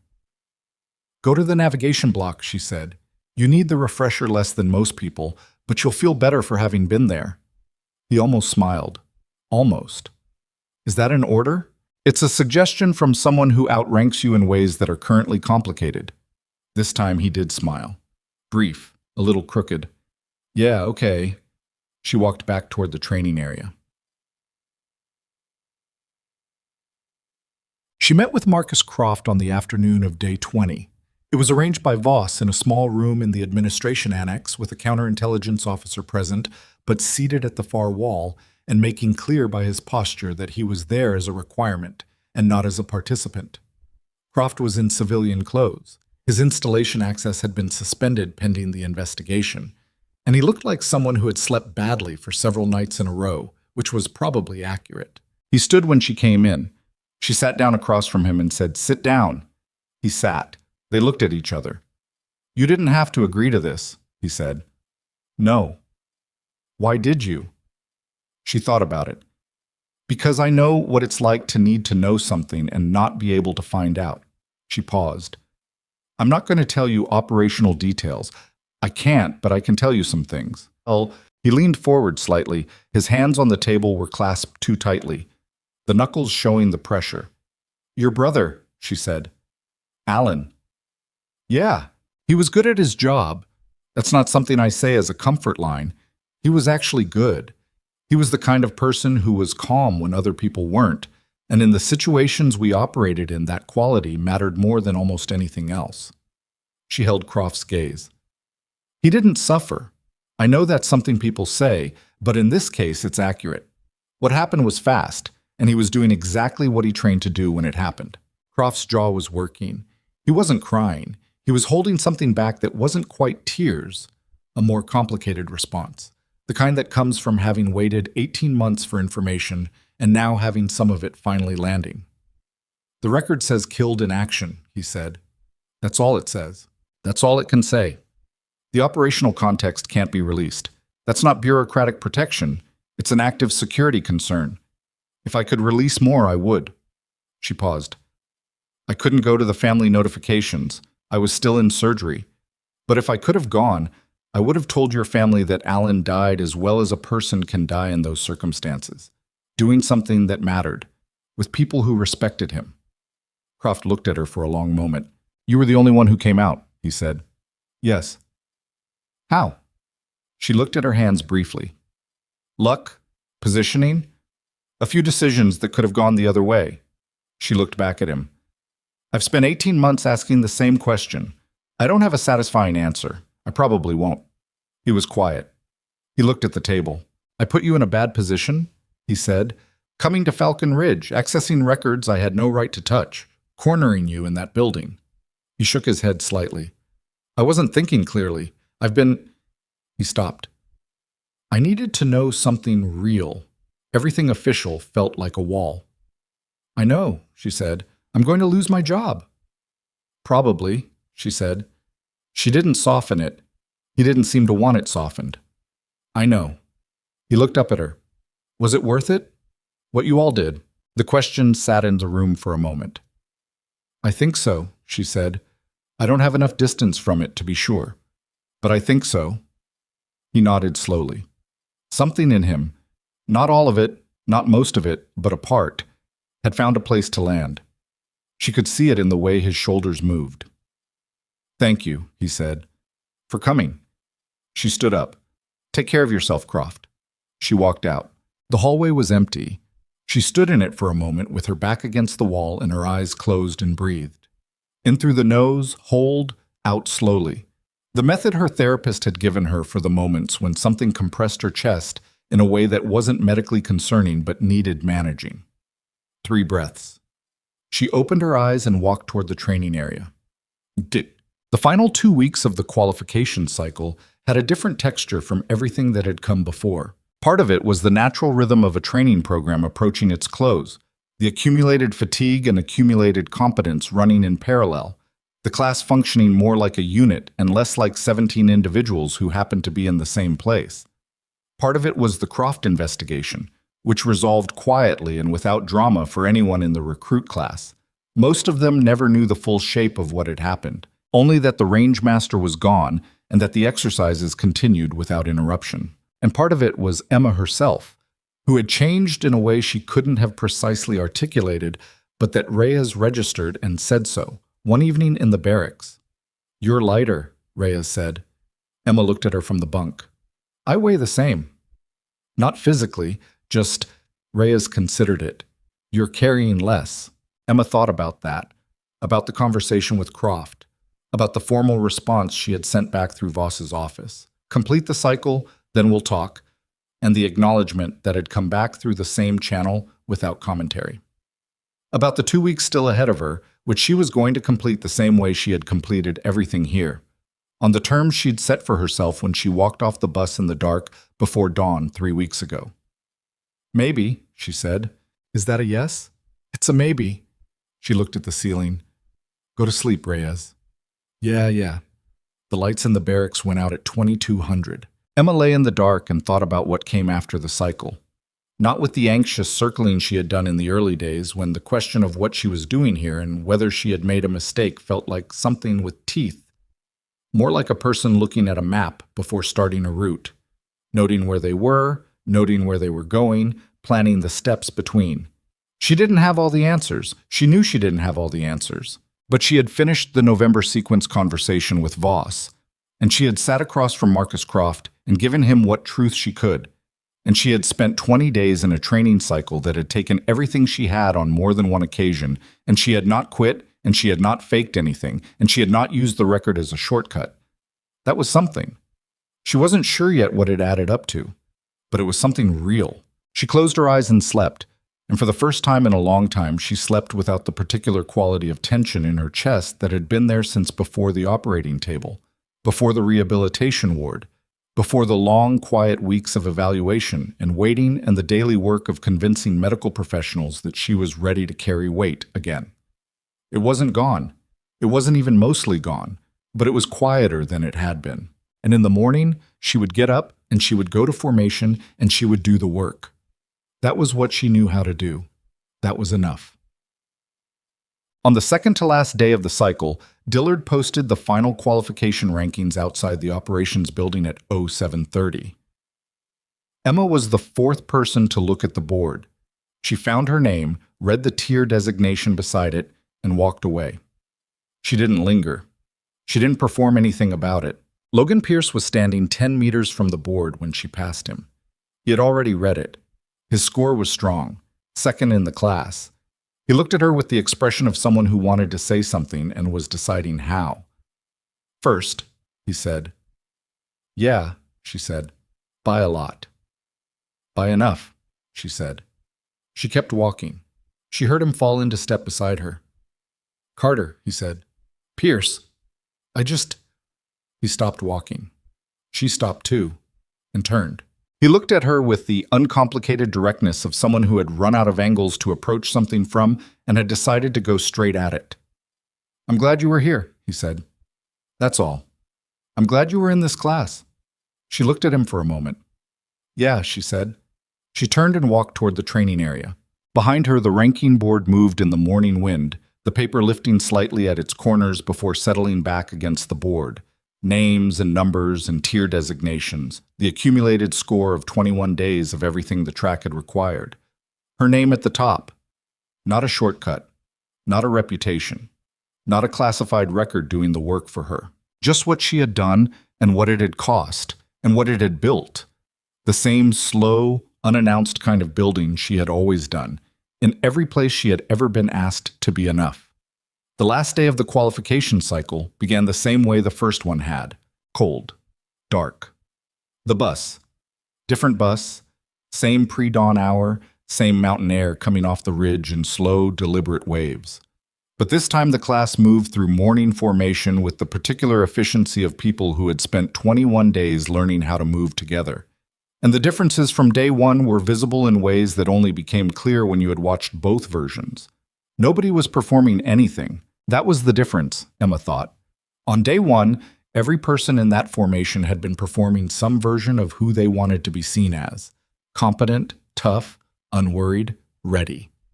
3 weeks later, they were just standing there in the cold, breathing, waiting for Dillard to call it. They had stopped having the energy to perform anything that wasn't functional. That was what training was supposed to do. Strip the performance away until what was left was the actual person and what they were actually capable of. Most training programs didn't say it that plainly, but that was the mechanism underneath all the physical requirement and the time pressure and the accumulated exhaustion. Dillard called the formation to attention at 0540 and looked at them for a moment without saying anything. He had the expression he always had, the flat, assessing look of a man who had processed 100 classes through this range and found something slightly different in each one.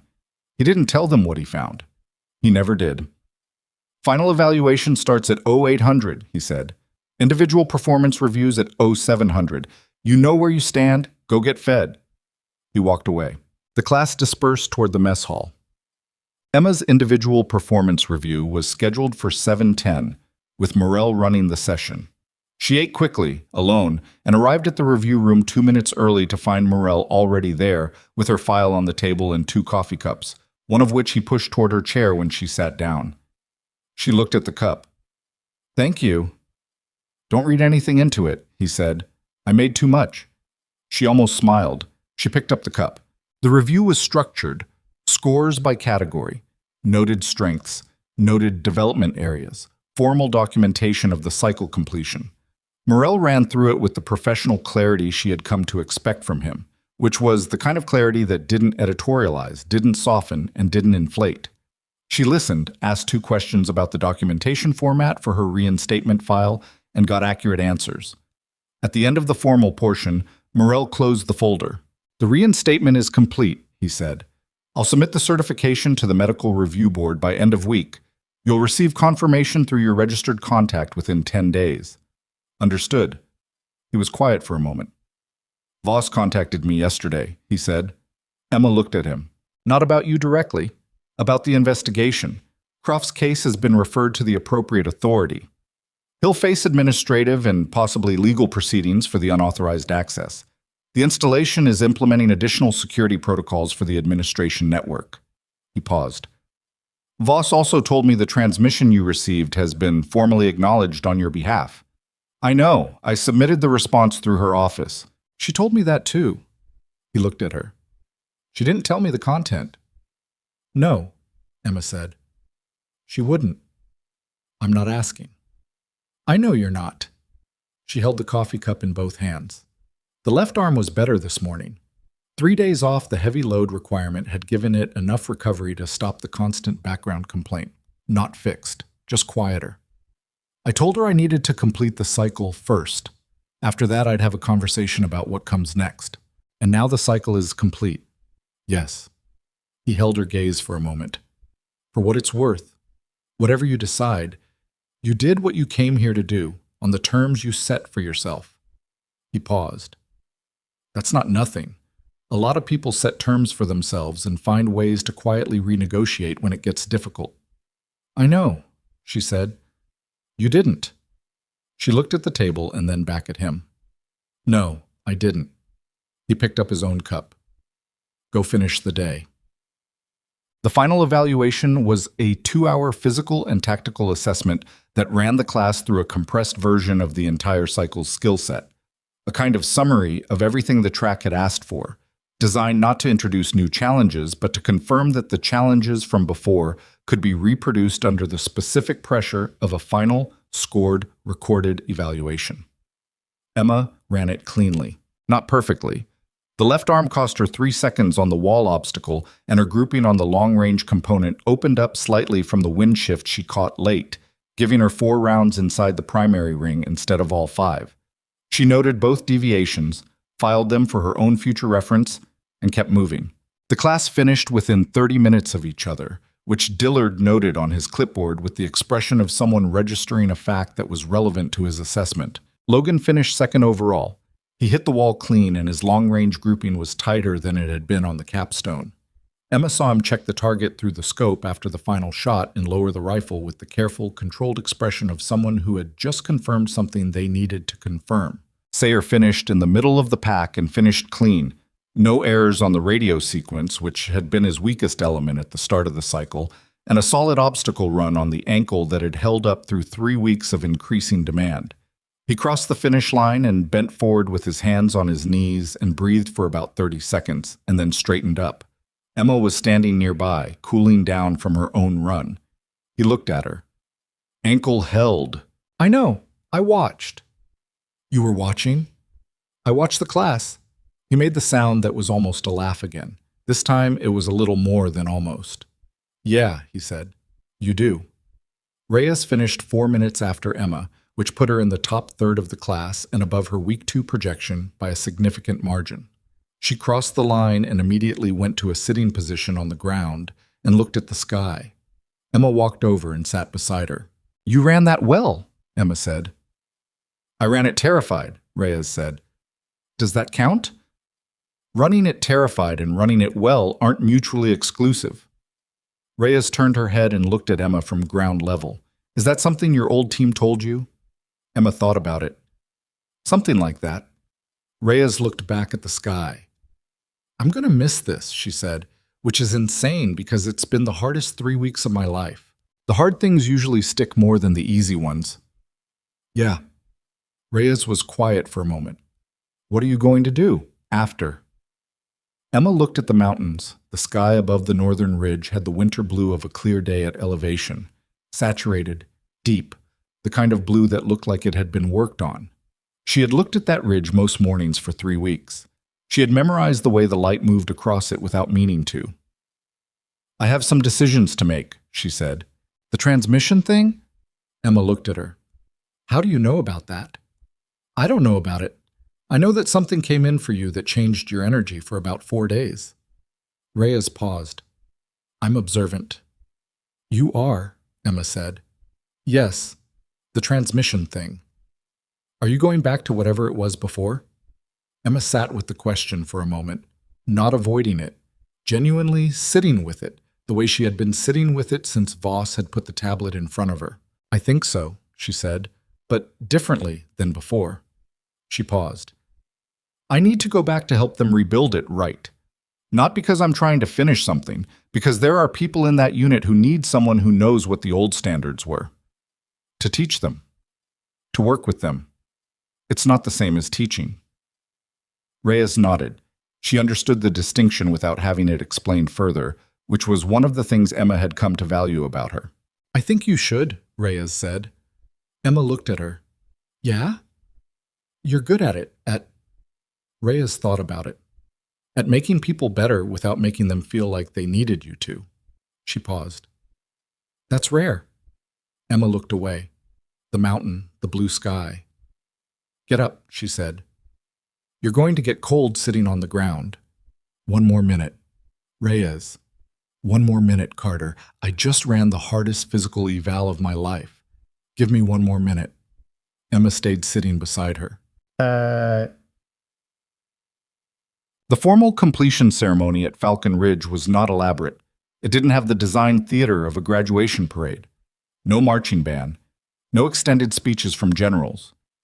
It was a room, the main briefing auditorium, the class seated in the front rows, instructors and evaluation staff along the sides, and Dillard standing at the front with the completion documentation and the flat expression he used for everything. He read names in alphabetical order. Each person came forward, received their certification and tier designation, and returned to their seat. It took 19 minutes. It was functional. When he read Emma's name, she stood up and walked to the front and received the documentation from Dillard's hand. He looked at her for a moment before he released the folder. "Good cycle, Carter." "Thank you, Sergeant." He released the folder. She went back to her seat. After the ceremony, the room shifted into the informal dispersal period that followed any institutional event. People clustered in small groups, quiet conversations. The beginning of the process of disassembling the temporary community that the training cycle had built and returning to wherever each person was going next. Emma stood to one side with her folder in her hands and watched it happen. Thorne came to find her first. He was one of the people she had spent the least time with individually. He was quiet and capable and self-sufficient in a way that hadn't required much from her, but he stopped in front of her with the direct expression of someone who had decided to say the thing. "I've been watching how you operate," he said. "The whole cycle. I want you to know it changed how I think about some things." "What things?" "How much you can do without needing people to know you're doing it." He paused. "I grew up thinking the visible stuff was the real stuff, the stuff people could see and score." He looked at the folder in his hands. "It's not." "No," Emma said. "It's not." He nodded and moved on. She watched him go and felt something she couldn't easily name. Not pride, not quite. More like recognition. The feeling of seeing someone arrive at something real. Okafor found her next, and his goodbye was simpler. A handshake that was firmer than his early cycle handshakes had been, and a look that said the things the handshake couldn't fit. She returned it with the same directness. Pettis was effusive, which she had expected, and she let him be effusive because he had earned it and because trying to redirect his energy would have taken more effort than it was worth. He told her 3 specific things she had done that had helped him, and she listened to all 3 of them because he had been specific enough that they deserved to be listened to. Then she was standing in the near-empty auditorium with Reyes on one side and Logan Pierce walking toward her from the other direction. He stopped in front of her. She waited. "I applied for the advanced tactical track," he said. "The one that starts in the spring, at Kellner Base." "That's a strong program," Emma said. "I know. I looked into it after..." He paused. "After everything." He looked at her steadily. "I wanted you to know. Because you're part of why I applied. Because of the cycle. Because of how you ran it." He shifted his weight slightly. "You never needed anyone to validate the thing you were doing. You just kept doing it. I've been..." He stopped. Started differently. "I've been the kind of person who needed the room to confirm I was performing before I believed the performance was real." He paused. "That's a bad way to operate." "It's a correctable way," Emma said. "You think?" "You corrected it during the cycle. That's evidence." He was quiet for a moment, then, "Will I run into you again? After this?" Emma looked at him. The question underneath the question was something she could hear clearly, and it wasn't about geography. Maybe, she said, the operational world is smaller than it looks from the outside. And if I do? Then you'll be better than you were this time, she said, and that'll be worth something. He held her gaze for a moment, then he put out his hand. She shook it. He walked away. Reyes watched him go. He actually grew up, Reyes said quietly.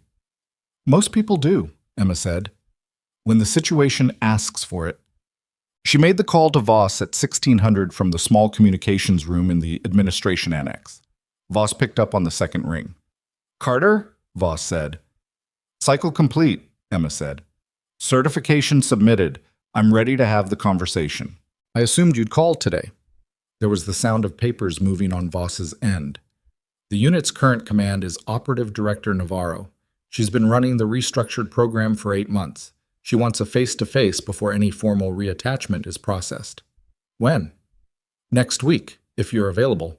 Their operational base is 3 hours from your current location. Emma looked out the small window of the communications room. The parade ground was empty. The mountains beyond the fence line were moving into their late afternoon shadow, the sun already behind the western ridge, the temperature dropping with the speed that came after the light went. I'm available, she said. Good. Voss paused. I should tell you. Navarro knows your record, the full record. She requested access through my office before reaching out. And? She said she's not looking for someone to be what the old unit was. She's looking for someone who can help build what it's going to be. Voss paused again. I thought that distinction might matter to you. Emma sat with that for a moment. It did matter. Tell her I'll be there, she said. I will. Another pause. Shorter. The kind that had something in it. Carter, for what it's worth. Voss stopped. Tried again. You didn't have to do any of this the way you did it. Coming back through the standard track, refusing the shortcuts. Most people at your classification level would have recertified through a desk process and been done in 2 weeks. I know, Emma said. Why didn't you? She thought about it. About the bus in the dark. About Reyes's question on day 1, on purpose, and the answer she had given. About Morel's question in the hallway. Is going back what you actually want, or what you think you're supposed to want? And the answer she hadn't been able to give then, but could give now. Because I needed to find out what was still there, she said, after everything. I needed to know it was real. Voss was quiet for a moment. Is it? She asked. Yeah, Emma said. It is. Okay. She packed her kit that evening in the emptying barracks. Most of the class had already gone. Quick goodbyes, transport pickups. The fast dispersal of people who had somewhere to be and were already mentally at the next place. The room had the hollow quality of a space that had been full and was now returning to itself. Reyes was the last to leave besides Emma. She was sitting on her bunk across the room with her bag already closed at her feet, watching Emma work through the methodical sequence of packing that left no item unaccounted for. Where are you going? Reyes asked. West, Emma said. That's specific. It's what I've got right now. Reyes looked at her. Will you stay in touch? Emma folded the last item into the duffel and zipped it. She thought about the question honestly. Not the polite version of it, but the actual version. I'll try, she said. I'm not good at that. I know, Reyes said. I'm asking anyway. Emma looked at her. Diane Reyes, 22 years old, with the posture of someone whose parent told them to sit up straight, and the instinct of someone who had been paying attention to people for a lot longer than 22 years, who had offered an extra blanket on night 1 and said, I'm in, whatever that means in the mess hall on day 8, and sat on the ground after the final evaluation and looked at the sky and asked for 1 more minute. I'll try, Emma said again. This time it meant something different. Reyes stood up and picked up her bag. She walked to Emma's end of the barracks and stopped in front of her. I'm glad I sat down at your table, she said, that first night. Emma looked at her. Yeah, she said. Me too. Reyes nodded once and walked out. Emma stood in the empty barracks for a moment. The lights were still on, institutional fluorescent, the kind that buzzed slightly at the far end of the bay. The window above the emergency exit showed the last of the daylight fading over the western ridge. She picked up her duffel. She walked out. The drive to the gate took 4 minutes. The guard at the checkpoint looked at her credentials and waved her through without ceremony, and she drove onto the road that led down from the ridge and away from Falcon Ridge Military Academy. And she didn't look in the rearview mirror. Not because there was nothing worth looking at, because there was no version of looking backward that helped with where she was going. The road descended through the mountain passes and the slow curves of well-engineered switchbacks, and the air through the window was cold and clean, and the sky above the ridge behind her had gone from winter blue to the deep indigo that preceded full dark. Stars were appearing at the edges, the hard-edged kind, the elevation kind, the ones that looked permanent. She drove. She thought about Alan Croft and the 4 slow breaths she owed herself for the conversation with his brother, and she took them now, in the car, moving down the mountain road.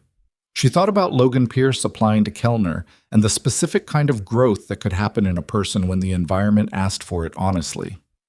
She thought about Reyes sitting on the ground looking at the sky and asking for one more minute, and about what it had meant that Emma had stayed sitting beside her without being asked. She thought about the call she would make to Operative Director Navarro next week, and the conversation that would happen after it, and the work that would follow after that. Different work than before, not in mission, but in purpose. Before, she had operated inside the machine without needing to think about what the machine was for. The machine had purposes, she had skills, the two fit together and produced results. That had been enough. It wasn't going to be enough anymore. She was going back to help build something. That required a different relationship to the thing being built than just being good at operating inside it. It required the question Morel had asked in the hallway, "What do you actually want?" And an answer she would have to keep refining every time she forgot it, which she would. That was how it worked. Nobody found it once and held it forever. You found it, you lost it, you found it again. That was the work, not the operations. The work underneath the operations. The one that didn't have a classification level and couldn't be entered into a scoring system and didn't show up in any performance tier designation. The road flattened as she came off the lower part of the ridge, and the mountain gave way to the valley floor, and the lights of the first small town appeared ahead of her in the dark. She drove through without stopping. The next one had a diner with the lights on, visible from the road. The warm orange glow of a place that was open and occupied and full of the ordinary sounds of people eating and talking and paying no attention to the car moving past on the highway outside. She pulled into the parking lot. She went inside, sat at the counter, and ordered coffee and whatever the special was. And the woman behind the counter was friendly in the specific no-nonsense way of people who worked long hours and had no patience for anything complicated and were perfectly kind about it. Emma sat at the counter and drank the coffee and ate the food and listened to the room around her. The booth conversations, the bell above the door when someone came in, the radio somewhere in the kitchen playing something country that she didn't recognize. And she was not performing calm.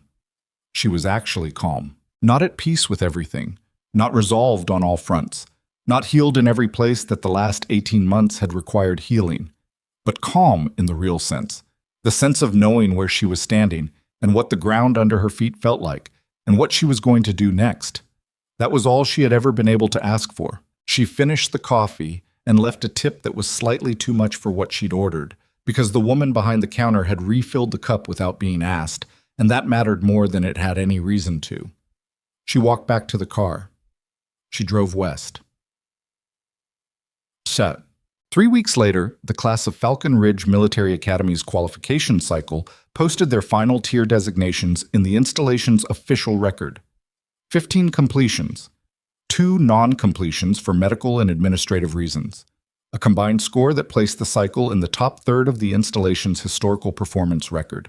Logan Pierce enrolled in the Advanced Tactical Program at Kellner Base the following spring, and graduated first in his cohort 6 months later, and the letter he sent through official channels to a contact address he had been given was 1 page long and said 3 things.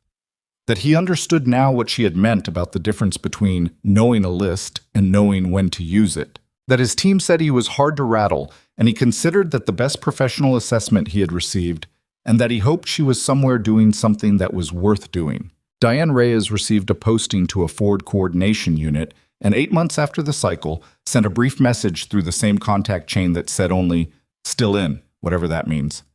R. Marcus Croft accepted a plea arrangement that resulted in the loss of his federal employment and a suspended sentence and relocated to the town where his parents lived. He didn't know whether what Emma had told him in that small room was everything. He suspected it wasn't, but it was enough to build something on, which turned out to be what he had actually needed all along. And Emma Carter reported to the operational facility where Navarro ran the restructured unit, sat across from a woman who had read her full record and still asked her questions anyway. Real questions, the kind that don't accept prepackaged answers, and began the work of helping build something from the inside out. Not a shortcut, not a reputation, not a history being used as currency, just work. The kind that starts at zero every morning and builds through the day and doesn't announce itself when it's done. The kind she had always known how to do. The kind that, it turned out, was still there. Still intact, still functional, still real, on the other side of everything it had cost her. That was enough. That had always been enough. The people who rebuild quietly after everything they carried, they are not less for what broke them. They are exactly what they were before, only now they know what they are made of.